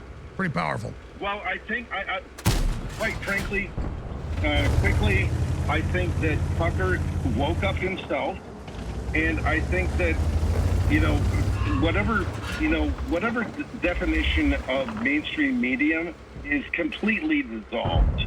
It's all lies. Well, that's it. I mean, I know all about his past as I read his book, He was a really sweet, smart guy that thought everybody was nice and was naive. But once he woke up, now they got a big problem on their hands. And he's really the archetype of what's about to happen. Penetrated. I agree. And you know what? And that's why we're going to turn this around, and that's why we're going to win. Well, God bless you, brother. Anything, closing comments, Jack? No, I don't. But you know what? It's game over for the leftists and the New World Order. We're not going to sit here and allow them to win. We are going to win this fight. With black, white, purple, green, it doesn't matter. We are going to join together, and we're going to beat these people. I agree, though, but you're in a point of awakening, so you see the victory now. It is coming, but it's going to be long and hard. I appreciate your call. I want people to know that, though. The beginning of the victory's happened. All right, I don't want to take time from Jay Dyer, but I got to take one more call, hit this final piece of news. So we'll skip both network breaks. That's 8 minutes. He will get all his time back. And so Jay Dyer does an amazing job, great author, was right off their own documents. What a time to be alive. What an incredible point in the universe. We'll be right back. Stay with us. What if you had a chance to take on the globalist? What if you had a chance to stand up against everything the UN and Bill Clinton and Barack Obama and all these globalists are doing? Would you support it? Well, guess what? We're not some fly-by-night operation. I've been on air 29 years, and we have devastated the New World Order together. But now more than ever, I need your support, and I make it easy by bringing you the best books, the best films, the best supplements, the best water filtration, the best everything. And right now for Christmas, only a week or so left, free shipping store-wide, double Patriot points, X2 back in stock, massively discounted. Vitamin Mineral Fusion, about to sell out, still discounted. Turbo Force, 10 hours of energy, back in stock. Please go to InfoWarsStore.com right now, ladies and gentlemen, and get great products and fund the InfoWar. I respectfully ask for your support, and I thank you for your support. God bless. From the front lines of the information war, it's Alex Jones.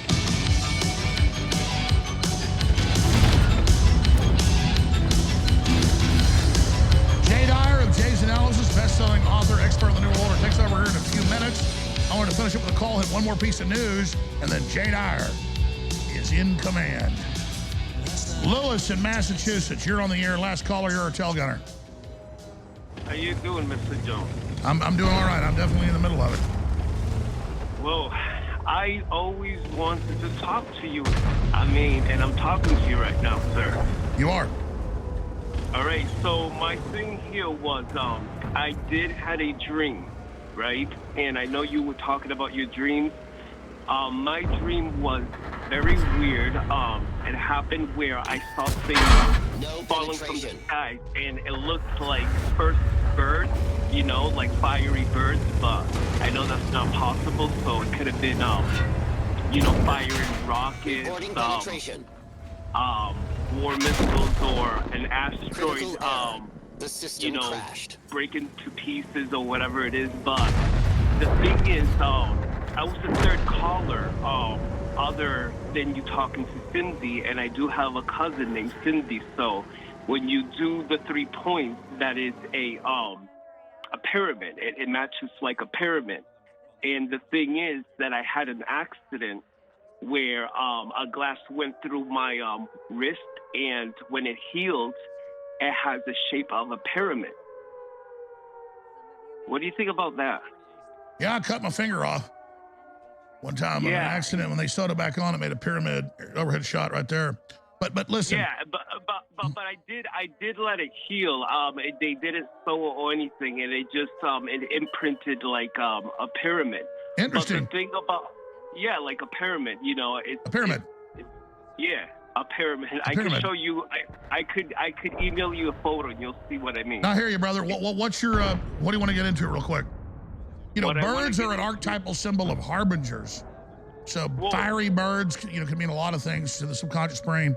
Sounds like a brain derived dream. Of course, there are dreams from outside the brain as well. There's interdimensional projection dreams. There's a lot of different types of them. The brain is quite the instrument. But the thing about this dream is that people were dying. Oh, I bet. It hit everybody. And the only one that it didn't hit was me. So I saw a person coming from a cloud, and he actually took my hand, and then that's when I died. Powerful dream, brother. I appreciate your call. Interesting. A lot of wild calls today. Thank you so much for the call. All right, the crews told me, and I actually agree we should have more fun. So 3 days ago, this video came out, and I'm like, I'm not even going to play it. It's not serious. We got World War III. Biden said we're going to invade Russia. Total insanity. The Joint Chiefs of Staff chairman Joint Chiefs of Staff saying, give us unlimited money or their U.S. kids will die within a month. I mean, this is crazy. So I'm like, I'm not going to cover John Kerry at COP28 letting off a giant fart. And mainstream media admits it was the live feed. Everybody kind of looks at him.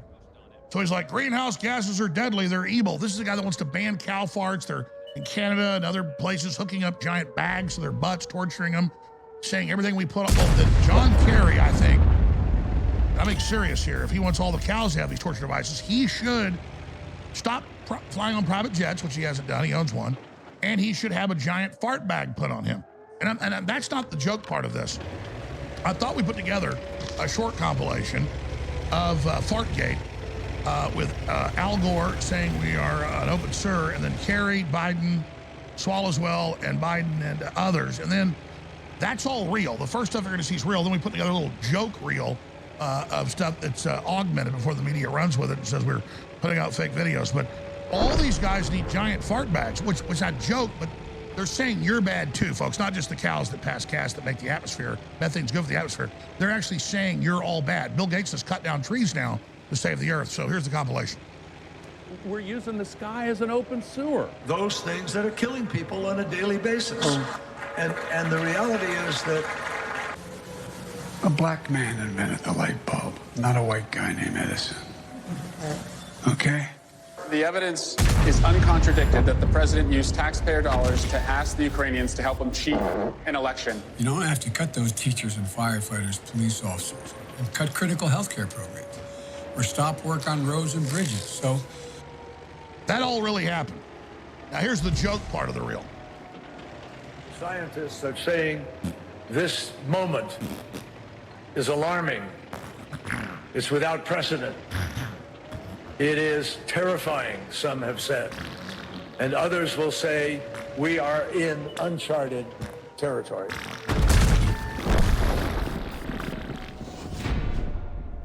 So, you want to have some fun?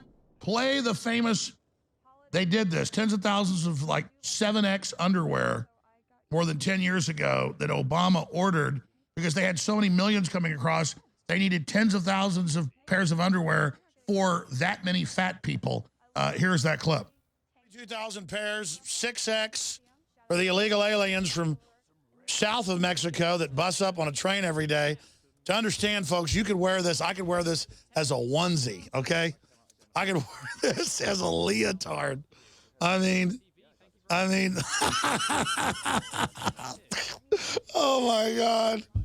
Oh my God. We're being invaded by South American walruses. It's ridiculous. The government is shipping in 42,000 people. They're bigger than Jabba the Hutt. This country is so screwed up, man. I'm sorry, I don't mean to laugh, but it's reaching a proportion. If you're a radio listener, you can't see him. Oh my God, look at this.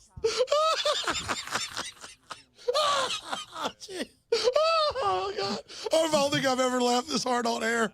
Oh my God, it's so ridiculous. 42,000 pairs, 6X for the illegal aliens from south of Mexico. That fact check, I said 7X or 6X. All right, so there's the fun. But they put the cows on screen. That was not a joke. They fit them with huge torture devices up their rear ends, and then they do this saying that they're bad. Well, John Kerry, I demand John Kerry. He looked good, actually, with that big pink bag on his back. Then he wouldn't be embarrassed up there. Jay Dyer of Jay's Analysis, author, researcher, great American, takes over. Jay Dyer, thank you so much. Thank you. Wasn't there an AOC clip? I don't know if it was real or not, but AOC was doing some SBD when she was letting it rip. I don't know. We're just having some fun. I know Luke Radowski shared that clip, so I don't know if it was real or not, but I can believe it. Seems like the Democrats got some irritable bowel problems, but well, what I they want to talk about. Shouldn't they put the cow bags on them? Absolutely. Sorry, Jay. I had to have some fun in this crazy world. Start over. I'm going to be watching. Go ahead. Start the show. So we just had the passing of Henry Kissinger. Again, passing. I keep now farts are in my head. That's all I can think about. Passing. The death of Henry Kissinger this last week, and he's one of the key global architects. I know that this is was on your radar. I listened to that show when you covered it this week, Alex. I thought it was really good. I want to go into the history of Henry Kissinger because a lot of the public information was all these glowing obituaries, and they didn't really go into his Black Ops stuff. Henry Kissinger did a ton of really hardcore Black Ops operations, and there's a lot of books on this. I've read some of those texts, and so I'd like to talk about a few of those to give us an idea of how really at the government policy level, it was really Henry Kissinger who was the architect of putting the United States government on an official eugenics, depopulation, austerity policy. So, we've heard of State Department Memorandum 200, which Alex talks about from 1974. The next year, they gave to Carter this Global 2000 report. And the Global 2000 report was basically this unreadable, gigantic 400 or 500 page text about breaking down all the metrics of the different areas of Latin South America, the global South, basically. And it was arguing that we have to cut population in all possible ways, particularly through diet, particularly through making sure that other countries don't industrialize in order to control them, because if we don't, then there's not enough resources to go around. So back to that whole Malthusian narrative, but it was actually Kissinger who was key in getting this policy through. And how was he able to do this? Why was he such an important figure? Well, I think if we go back to his background, in the 1930s, Kissinger fled Nazi persecution and actually joined the U.S. Army. But when he was in the U.S. Army, he did intelligence work. And this is a common pattern that we're going to see with a lot of the global elites, especially David Rockefeller as well. David mentions in his memoirs, there's a whole chapter in Rockefeller's memoirs about how he's a proud internationalist, how he's going to create these entities like the CFR, Trilateral Commission, Bilderberg, that will go on to really steer the world, these steering committees. And it was really the Rockefellers, especially Nelson, that took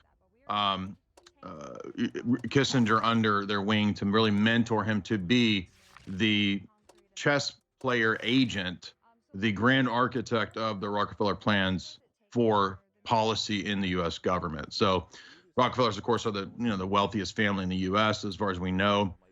One of the key elements for aligning with the Rothschild power structure in the U.K. to join in the Anglo-American establishment's designs to create what we know of as the New World Order. And Kissinger, his passing, I think, is he's one of the old guard. It was really Kissinger who was the mentor to and the recruiter of Brzezinski. It was David and Henry that recruited Ziebig out of McGill University in the 1970s after Brzezinski had written the Between Two Ages text. And so they said, this guy, he needs his own steering committee, put him in charge of something. And they created the Trilateral Commission in the 1970s. But how was Kissinger able to do this? Why was he such a big deal? Well, not only did he work in intelligence in the Army, he also did some counterintelligence work. And when he left the military, he went to teach at Harvard and actually tried to be in the FBI. So we know from that Kissinger had a really intense interest in counterintelligence, counterespionage work. He didn't end up getting hired by the FBI, but he did end up basically leveling up far beyond that, running things way bigger than just being an FBI operative.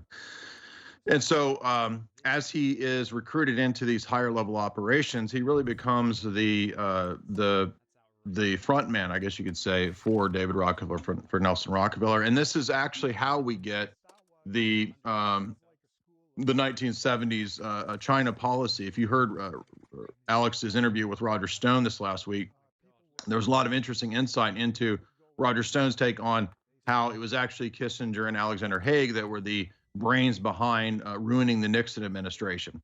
But when Nixon went to China, that was actually already organized and prepared via Henry Kissinger and David Rockefeller. They'd already gone over. There's a whole chapter in Rockefeller's memoirs on how he wanted to set up Chase Bank in communist China, and that he loves communism and socialism because that allows for there to only be one central bank, the Chase Bank, in any country that's communist or absolutely socialist and centralized in that way.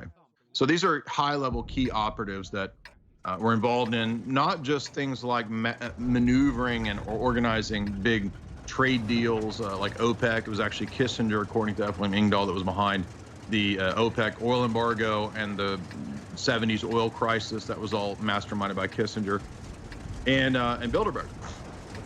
But again, a lot of people don't know the deep black ops background to Henry Kissinger. And the reason I'm bringing that up is that there's this public sort of normie perspective that people have. Oh, he was a great engineer of getting us into détente and solving the Cold War. And he helped open up China and all this normie nonsense that has nothing to do with what was really going on. Because Kissinger was actually a mega high-level black ops operator. He was running, according to Paul Williams and the Daniel Ganser PhD thesis on Gladio, it was really Kissinger that was running Gladio, right? And so you might think, well, but we had to do that to fight the Soviets and the communists. But I'm going to let you in a little secret that Kissinger, who a lot of times the global elite says they get towards the end of their life, they start to reveal things. And I know that Alex played the clip this week of Kissinger saying that we didn't know that opening up the borders would cause all of these problems. What do you mean you didn't know it? Of course you know it. You're the master architect of studying population control and population management for the last 100 years. I mean, of course you knew what was going to happen by having completely open borders in Europe and in Germany, right? But why he says that, I don't know. Maybe he was getting a little, flippant in his words, and he accidentally let that out. But he also accidentally let out at the end of his, I don't know if he accidentally let out, but at the end of his last book, World Order, which that's a helpful title here that helps you know what he's talking about. I mean, again, we live in an era where there's still people who don't think there's such a thing as the New World Order or world government, even though Henry Kissinger actually writes books on how to run the world and world order. At the very end of the book, very telling last chapter, he says that past empires would run through a sort of unilateral policy, right? Like ancient Chinese empire. They would want to have everybody submitting to the Chinese empire or whatever other empire. And he says that the difference in today's world, at least I guess out of the Cold War is what he's speaking of here particularly, he says that we've learned that the best way to manage and control the world is to have a dual balanced opposition. So dialectical opposition. Like the last page of the book. And he says that's a much better way to manage and contain and control the world, because this allows for there to be a dialectic that people are always sort of focused on. And so balance of powers is actually a dialectical Hegelian, and you could argue in Marxist philosophy. I mean, Hegelianism precedes Marx. Hegel was the key influence on Marx. Marx was a young Hegelian when he was a student. And so you can see that today's power elite, especially David Rockefeller himself being very interested in and very influenced by both Austrian economics, studying under von Hayek, and being interested in and studying under Harold Lasky, the Fabian socialist. You can see that combination of both in a key figure like David Rockefeller and in a key figure like Henry Kissinger. So this is why a lot of people can't figure out, was Kissinger a conservative or was he liberal? It's because he's neither of those, right? He's a realpolitik, pragmatic power player. And so even when he was an undergrad, Kissinger wrote his undergraduate thesis on Toynbee, the British Fabian socialist operative, Immanuel Kant, the Enlightenment philosopher who wrote a whole essay on how to have global government, and Kant's actually the key influence on Hegel. And he wrote on Oswald Spengler, right, the Prussian theorist of how civilizations have life cycles. So even as an undergraduate, Kissinger was very familiar with both philosophy and geopolitics and the relationship between the two. And so he took a lot of that into how he would strategize for the power elite. And it's really important to talk about him because I think that aside from Brzezinski, there's no other brain in this power structure more important than Henry Kissinger. Right? Between Kissinger and Brzezinski, I mean, they're pretty much up there at the top, running things for the wealthy families. So that's pretty much how it works.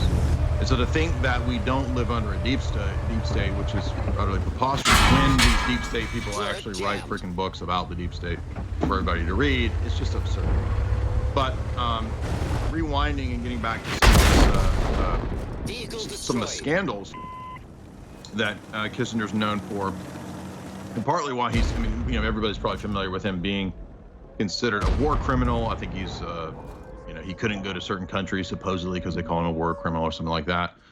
But he's considered a war criminal by some people for the bombing of Cambodia, as well as involvement in the 1973 Chilean coup. And again, a lot of neoconservatives thought, well, but see, he's opposing the Soviets. But if you look at what he actually says about détente and about balance of powers, never about opposing the Soviets. It was about having a balance of powers. A balance doesn't mean you beat the enemy. It means that you balance them, you help them out, you aid them. And that's why he's a key figure for understanding dialectics and understanding that the world order was always about having a counterbalance of China and or Russia or Eurasia against the West. And so that's why Kissinger had all those comments about how China would be the future of the New World Order, right? China is really the future. Well, that's because his masters, his handlers were the ones that had decided a long time ago to build up China, right? I mean, if you go to Arkansas, which that's where Walmart's home offices are, I mean, that's the Rockefeller state. I mean, you go to Arkansas, it's the Rockefeller state, literally. That's like their home state. Rockefeller stuff everywhere. I think Nelson, was the governor of Arkansas at one point. I mean, you also find Bill and Hillary Clinton stuff everywhere because Bill Clinton comes from Arkansas. And so who was picking presidents back in that time? Oh, Henry Kissinger and Bilderberg were picking the president, right? I mean, Kissinger is one of the mainstays of Bilderberg for decades at all the Bilderberg meetings. And of course, it was Bilderberg that chose Jimmy Carter, and it was Bilderberg that chose Bill Clinton. Who picks the president? The elections? No. The power elite. And they tend to prefer the Democrats especially. Now, that doesn't mean you can't have neoconservative, so-called fake conservatives. I mean, Reagan, for example, attempted to talk about Trilateral Commission, the CFR and all that. And we saw what happened with Reagan. I think a lot of people think that Bush Sr., who formerly was running the CIA for a year, he had a hand in putting Ronald Reagan in line when Ronald Reagan stepped out of bounds. And then we didn't really see Reagan going against the real power elite after that. So when you start talking about those real power elite, you get Reagan, right? And I think Alex is right to talk about, the dangers for Trump. If you cross a certain lines, there's a lot of dangers that the power elite might roll out another kind of dangerous situation, right? That's what they do. And it's people like Kissinger, in my view, from my research, that organized and made a lot of those shot calls, right? I mean, I've been interviewing Sammy the Bull Gravano for the last few months on his podcast, The Famous Gangster. He was the shot caller, right? He's the one that when John Gotti told him who to take out, Sammy the Bull would organize the hit and figure out how to take him out. So this is all real world stuff. And then when we go back, even before the publicly known stuff, most people think, oh, well, Kissinger's, involved in Cambodia or something like that. Well, that's all true. But before that, he was actually, according to Paul Williams, running Gladio. And there's actually let's fix that. A whole section in the Ganser book of how Kissinger was doing it. He was the one calling the shots. It was Kissinger that had made the connection with the highest P2 Mason in Italy, Licio Gelli, who was basically running the Italian government through all of this sexual compromise and blackmail and other operations in the Italian government in the 1940s and 50s. And so Kissinger basically coddled and invited Licio Gelli to the U.S. They wined him and dined him. And through this means, Kissinger was pretty much able to run Italy and by extension the rest of Europe, because the U.S. has always really called the shots when it comes to the EU. In fact, the EU was the creation of Bilderberg and the OSS and the CIA, and that's on record. There were similar plans drawn up by Tiny Mustache Man, by Hitler, but it was actually the OSS and the CIA that put into place the European project that would become what we know of as the EU. And Kissinger, again, key player in the background of a lot of these operations, but particularly these black ops, sabotage, assassination, false flag operations in Gladio to save Europe from the supposed Soviet invasion. Don't go anywhere. This is the AlexJones Show. I've been on air close to 30 years. And going back more than, 15 years ago, we began to get massively censored and debanked and harassed in different ways by the globalist deep state. So when their total censorship and tyranny arrived, the last 5 years, we were ready to resist it as best as we could. So Nietzsche's definitely right that which does not kill you only makes you stronger. But really, it's been God working through the audience of viewers and listeners who've been steadfast supporters, spreading the word, praying for us, buying the products, sharing the clips, the articles, the videos. This has really allowed us to survive, and when it comes to exposing the globalists, thrive. So as Christmas approaches 2023, I wanted to take some time out to say that I'm thankful for all the viewers and listeners, and I meet you all over the streets of Austin and all over the country and all over the world, and I really love you and I appreciate you. And because they started taking our sponsors away from us more than 15 years ago, we began to move away from sponsors and sell products directly to the population. And we always went out and tried to find hot, cool products that already had great reviews. That way we knew we were selling a good product. I would try them out myself. And over the last 15 years, we've gotten really, really good at bringing you amazing products. And now, we have the best books, the best films, really everything we sell on the site is very high quality, but at a very, very competitive price. Whether it's the storable foods, whether it's the water filtration, whether it's the supplements, whether it's the books, the films, they're amongst the very, very best, and you're funding an operation fighting the globalist. So even if you bought this stuff at a big box store whose owners are anti-freedom, anti-human, you still be getting a great product. But when you buy these products from us, you are supporting an organization, an operation that's not submitting to tyranny. So we kind of created the model of a political talk show funding itself with direct sales. And now more and more are doing it because they've been censored, they've been shut down. So for all the years we've been fighting together, I want to thank all the InfoWars viewers and listeners, the InfoWars family, because we're still here because of you. And now, Christmas 2023 is here, and we have the biggest sales of the year every Christmas, and a lot of products that have been sold out are now back in stock. I'm happy to announce we have store-wide free shipping, double Patriot points, 10% off when you sign up for auto ship on your next order. That way stuff that's sold out is held back for you so it's not sold out. And up to 60% off on these best-selling products. And finally, Turbo Force, 10 hours of clean energy is finally back in stock. The top of the line, the strongest, the Godzilla of nootropics, of energy, of brain boost. Turbo Force back in stock. X2 sold out for more than a year. Got a limited supply in. Unfortunately, it's about to sell out. Despite that, we've got it at 25% off, but it's going to go to full price before Christmas hits, so take advantage of that right now. We also have down and out sleep support, a whole bunch of natural, known, strong, organic compounds that give you deep, restful sleep. So good for your immune system, your body, everything. Real Red Pill Plus, Vitamin Fusion, Body's Ultimate Turmeric Formula.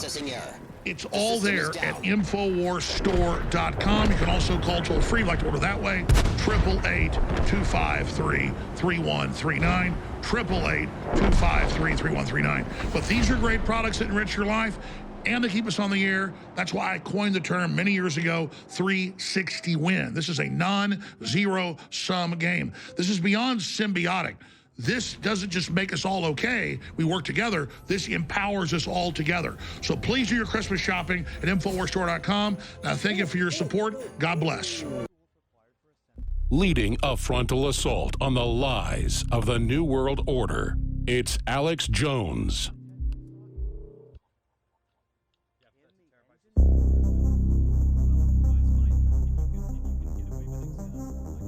Welcome back to the AlexJones Show. I'm your guest host, Jay Dyer of Jay's Analysis, and we're talking about one of the key game players, one of the key chess masters of global geopolitics, like Brzezinski, Henry Kissinger, who just passed away. And it's really important to understand his life and his operations because it's a window into how the deep state, the New World Order, actually works with one of their key, well-known public figures who was himself an operative, a brain for the Bloods, the Blue Bloods, and the power elite, the banking elite, et cetera. Especially the Rockefeller family, that's who really recruited and coaxed Henry into this high-level operation where he would be in charge of implementing so many of the plans of the power elite. In fact, I just finished lecturing through, as you guys know, Dr. John Coleman's book, Committee of 300. And Coleman actually begins the book, as I think about it, way ahead of the other researchers like Ganser or Paul Williams on Gladio. Dr. John Coleman actually said back then, the very first chapter, that it was Kissinger that was running Gladio, utilizing the networks of the P lodges to do all of the, the false flags, the assassinations, the scare tactics, the strategy of tension. That was a big part of the neocon Cold War operations against the Soviets. Remember, it wasn't a Western free market capitalism versus Soviet war. That's the fake version of it. The real war was Fabian socialism versus Sovietism. And it was actually the Fabian socialists of the West, which is the alliance of Marxism and monopoly capital, that ended up winning that Cold War. And then in turn, in the last several decades, helping to prop up, deindustrialize the West, and to create this balance of powers of China. And again, Kissinger was forever talking about how important China would be. It was Kissinger and David Rockefeller that went to China and really opened it up to the West to set up this policy. And again, you heard last week Roger Stone and Alex talking about how that was really something that they forced Nixon into, and then they double-crossed Nixon, Kissinger, and Haig by doing the entire Watergate stuff. John Coleman also had said that Kissinger and others were really the players behind Watergate back in the 1990s. But Coleman was very ahead of his time in talking about Kissinger really running with people from the Club of Rome, the Committee of 300. That's the highest 300 power players in the world, basically modeled on the old British Imperial or the British East India Company's top 300 advisors, right? So the British East India Company used to have this Committee of 300 that ran it when it was the most powerful corporation in the world. It dominated anything. It was way bigger than even Apple for its time. And I did a whole talk on that. You can go watch the whole history of the Illuminati drug trade lecture that I did here on the 4th Hour a few weeks ago, or maybe a couple months ago. So we're talking about Kissinger's Black Ops operations, and it was really Kissinger that was the mastermind with others in the CIA, like Ted Theodore Shackley, James Jesus Angleton, in terms of how to strategize utilizing the Roman Catholic Church and the Vatican Bank. And so when you get deep into Gladio and the whole scandal of the Vatican Bank in the 1960s and 70s, this was actually, again, Kissinger in the background, going to the Vatican and setting up with people like William Colby these deals where the Vatican Bank, because it's the most secretive bank in the world, it would be a funnel for funding CIA Black Ops. And so the Vatican Bank played a key role in arms trafficking, drugs trafficking, throughout that Gladio period to fund Gladio, right? And again, I'm not saying everything's Gladio. It's just one of these key elements into how the New World Order runs things, how the Club of Rome, Committee of 300, Kissinger associates, how these people call these shots, right? And so let's say, you know, David Rockefeller wants to do this. He says, Henry, I'm going to put you in charge of doing blah, blah, blah. Oh, yes, yes, master, I will do what you command. Right, this is what Henry Kissinger would do. He would put it into play. And again, there's probably no other figure than Brzezinski that's so important in this regard. And again, it includes all of these black operations. I mean, Gladio is its own amazing rabbit trail to go down, to see all these connections and how deep it goes with the Vatican Bank. You said, well, why is this a big deal? Oh, no, we have to beat the Soviets. We're not just beating Soviets for free markets. You're beating Soviets to create the new dialectical synthesis out of that, which is where we are nowadays. Again, with Russia, right, China. And I'm not saying that China particularly isn't dangerous to the West, but the West, the power elites in the West built up China on purpose to create, as Kissinger says, this balance of power. Why would we want balance of powers? Well, he argues that it's more pragmatic for running and controlling the world, but it's also for a long-term plan of where they want to take things. And that's where I want to go next, because in the 1970s, when Kissinger writes State Department memorandum, he didn't just come up with that. We hit them. He's again working for the Rockefeller, Malthusian, Dysgenics operatives. He's implementing their plans into government policy. And that happens particularly under Carter, and then more gets pushed in subsequent administrations, right? And so they sent to Carter this report, this Global 2000, and it wasn't written in 2000, obviously. It was 1975. The Global 2000 report was one of these Club of Rome created documents with Kissinger, with Maurice Strong, and all these characters, saying that if we don't put into place radical depopulation and deindustrialization agendas, we will not have enough food and resources in the West. The third world will, like, you know, explode in population, and then we won't have any food. Because Thomas Malthus had flies in a jar and there wasn't enough food. That's literally like the origins of all this, right? But that's the basis for where we are now with the meeting that just happened with COP28. So COP28 is the essence of this whole deindustrialization, shut down production, destroy the West agenda to create the balance of powers, right?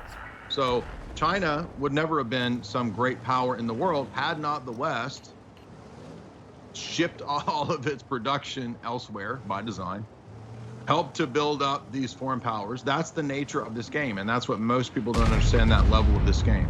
Building up and containing your dialectical opposition. It's a form of controlled opposition, but on a much grander scale. And so Kissinger was pushing all these agendas that, again, really helped to set the U.S. policy to be an official eugenics policy, but it's no longer called that. It's just the depopulation agenda. So when Tucker's talking about the death cult, which is absolutely correct. We can't move. Like, you can't find anybody more archetypal of implementing this death cult, especially in the 1970s, than Kissinger. It was a key decade for pushing this through. And again, right after, not too long after Roe versus Wade, right? Again, all pushed and promoted by Rockefeller interests. And so what was Kissinger saying then? We've got to control and stop third world production to keep them down. And the only thing that's changed is that now that third world quote unquote strategy, which, like Alex always said, it was always going to be turned domestically. Now it's all just turned domestically. It's not so much about the third world. It's how do we stop Western civilization and crush the U.S., because that's the one sort of roadblock to moving into the full-on New World Order. And so there's phases to this, right? So the balance of powers, that's a phase until they're ready for the synthesis of these two oppositions. The whole system, it all works on that thesis, antithesis, synthesis, everything. That's the whole thing. And that's why when you read Brzezinski, he talks about the Manichaean dialectic of the culture. When you read Kissinger, he talks about the dialectic of controlled opposition of balance of powers. But there's a synthesis that occurs out of this smashing of the oppositions together. And that's just basic dialectical philosophy. It goes all the way back to Heraclitus in the ancient world. Plato talks about it. All the way up until, Darwin. All the way up into Marx. Marx talks about it. Marxism is dialectics. And then the application of that strategy and technology to geopolitics through people like Henry Kissinger. And so Kissinger pushes all this austerity, and that becomes a policy after many, many decades of propaganda and movies and pop culture and mainstream media, to where we are now, to where it's all domestic. It's all pushed on us. It's all the same stuff. Disney promoting trans agenda, that's not out of nowhere. It's all this same policy. It's one plan. And even the big wars are part of that same plan. So when you hear about GMO meat that the global elite push, get rid of cows, got to kill the cows. We got to, Ireland is talking about killing 100, 200,000 cows because it's destroying the environment. And if you read the Yahoo article on it, it actually says that we have to kill the cows because the cows are a threat to their own existence. What? Yes. Welcome to Orwell land. It's like total contradiction. Well, to save the cows, we got to kill the cows because they are a danger to their own existence. Because of what Alex was talking about with right? And his farting it up at the COP28. Now, penetrated. It's all one plan, and you say, well, why does COP28 matter? This is the exact same stuff that they did in the 1992 Rio Earth Summit. You go back and watch that at C-SPAN. You can watch the hearings, or the presentations. Bush Sr., Marie Strong, they're all sitting there saying the exact same thing that they're saying at COP28. That greenhouse gases, all this nonsense, it's all going to kill us. We're all going to die in the next 15 to 20 years. And they always say the next 15 to 20 years. That's why it was global warming, or excuse me, actually in the 1970s, it was the coming ice age. There's going to be a new ice age. And then they changed the PR to the hole in the ozone layer and greenhouse gases. And then they changed the PR to global warming. And then they rebranded it to climate change, because that encompasses everything. Oh, the temperature went up 3 degrees today. Oh, that's climate change, as if the climate doesn't change.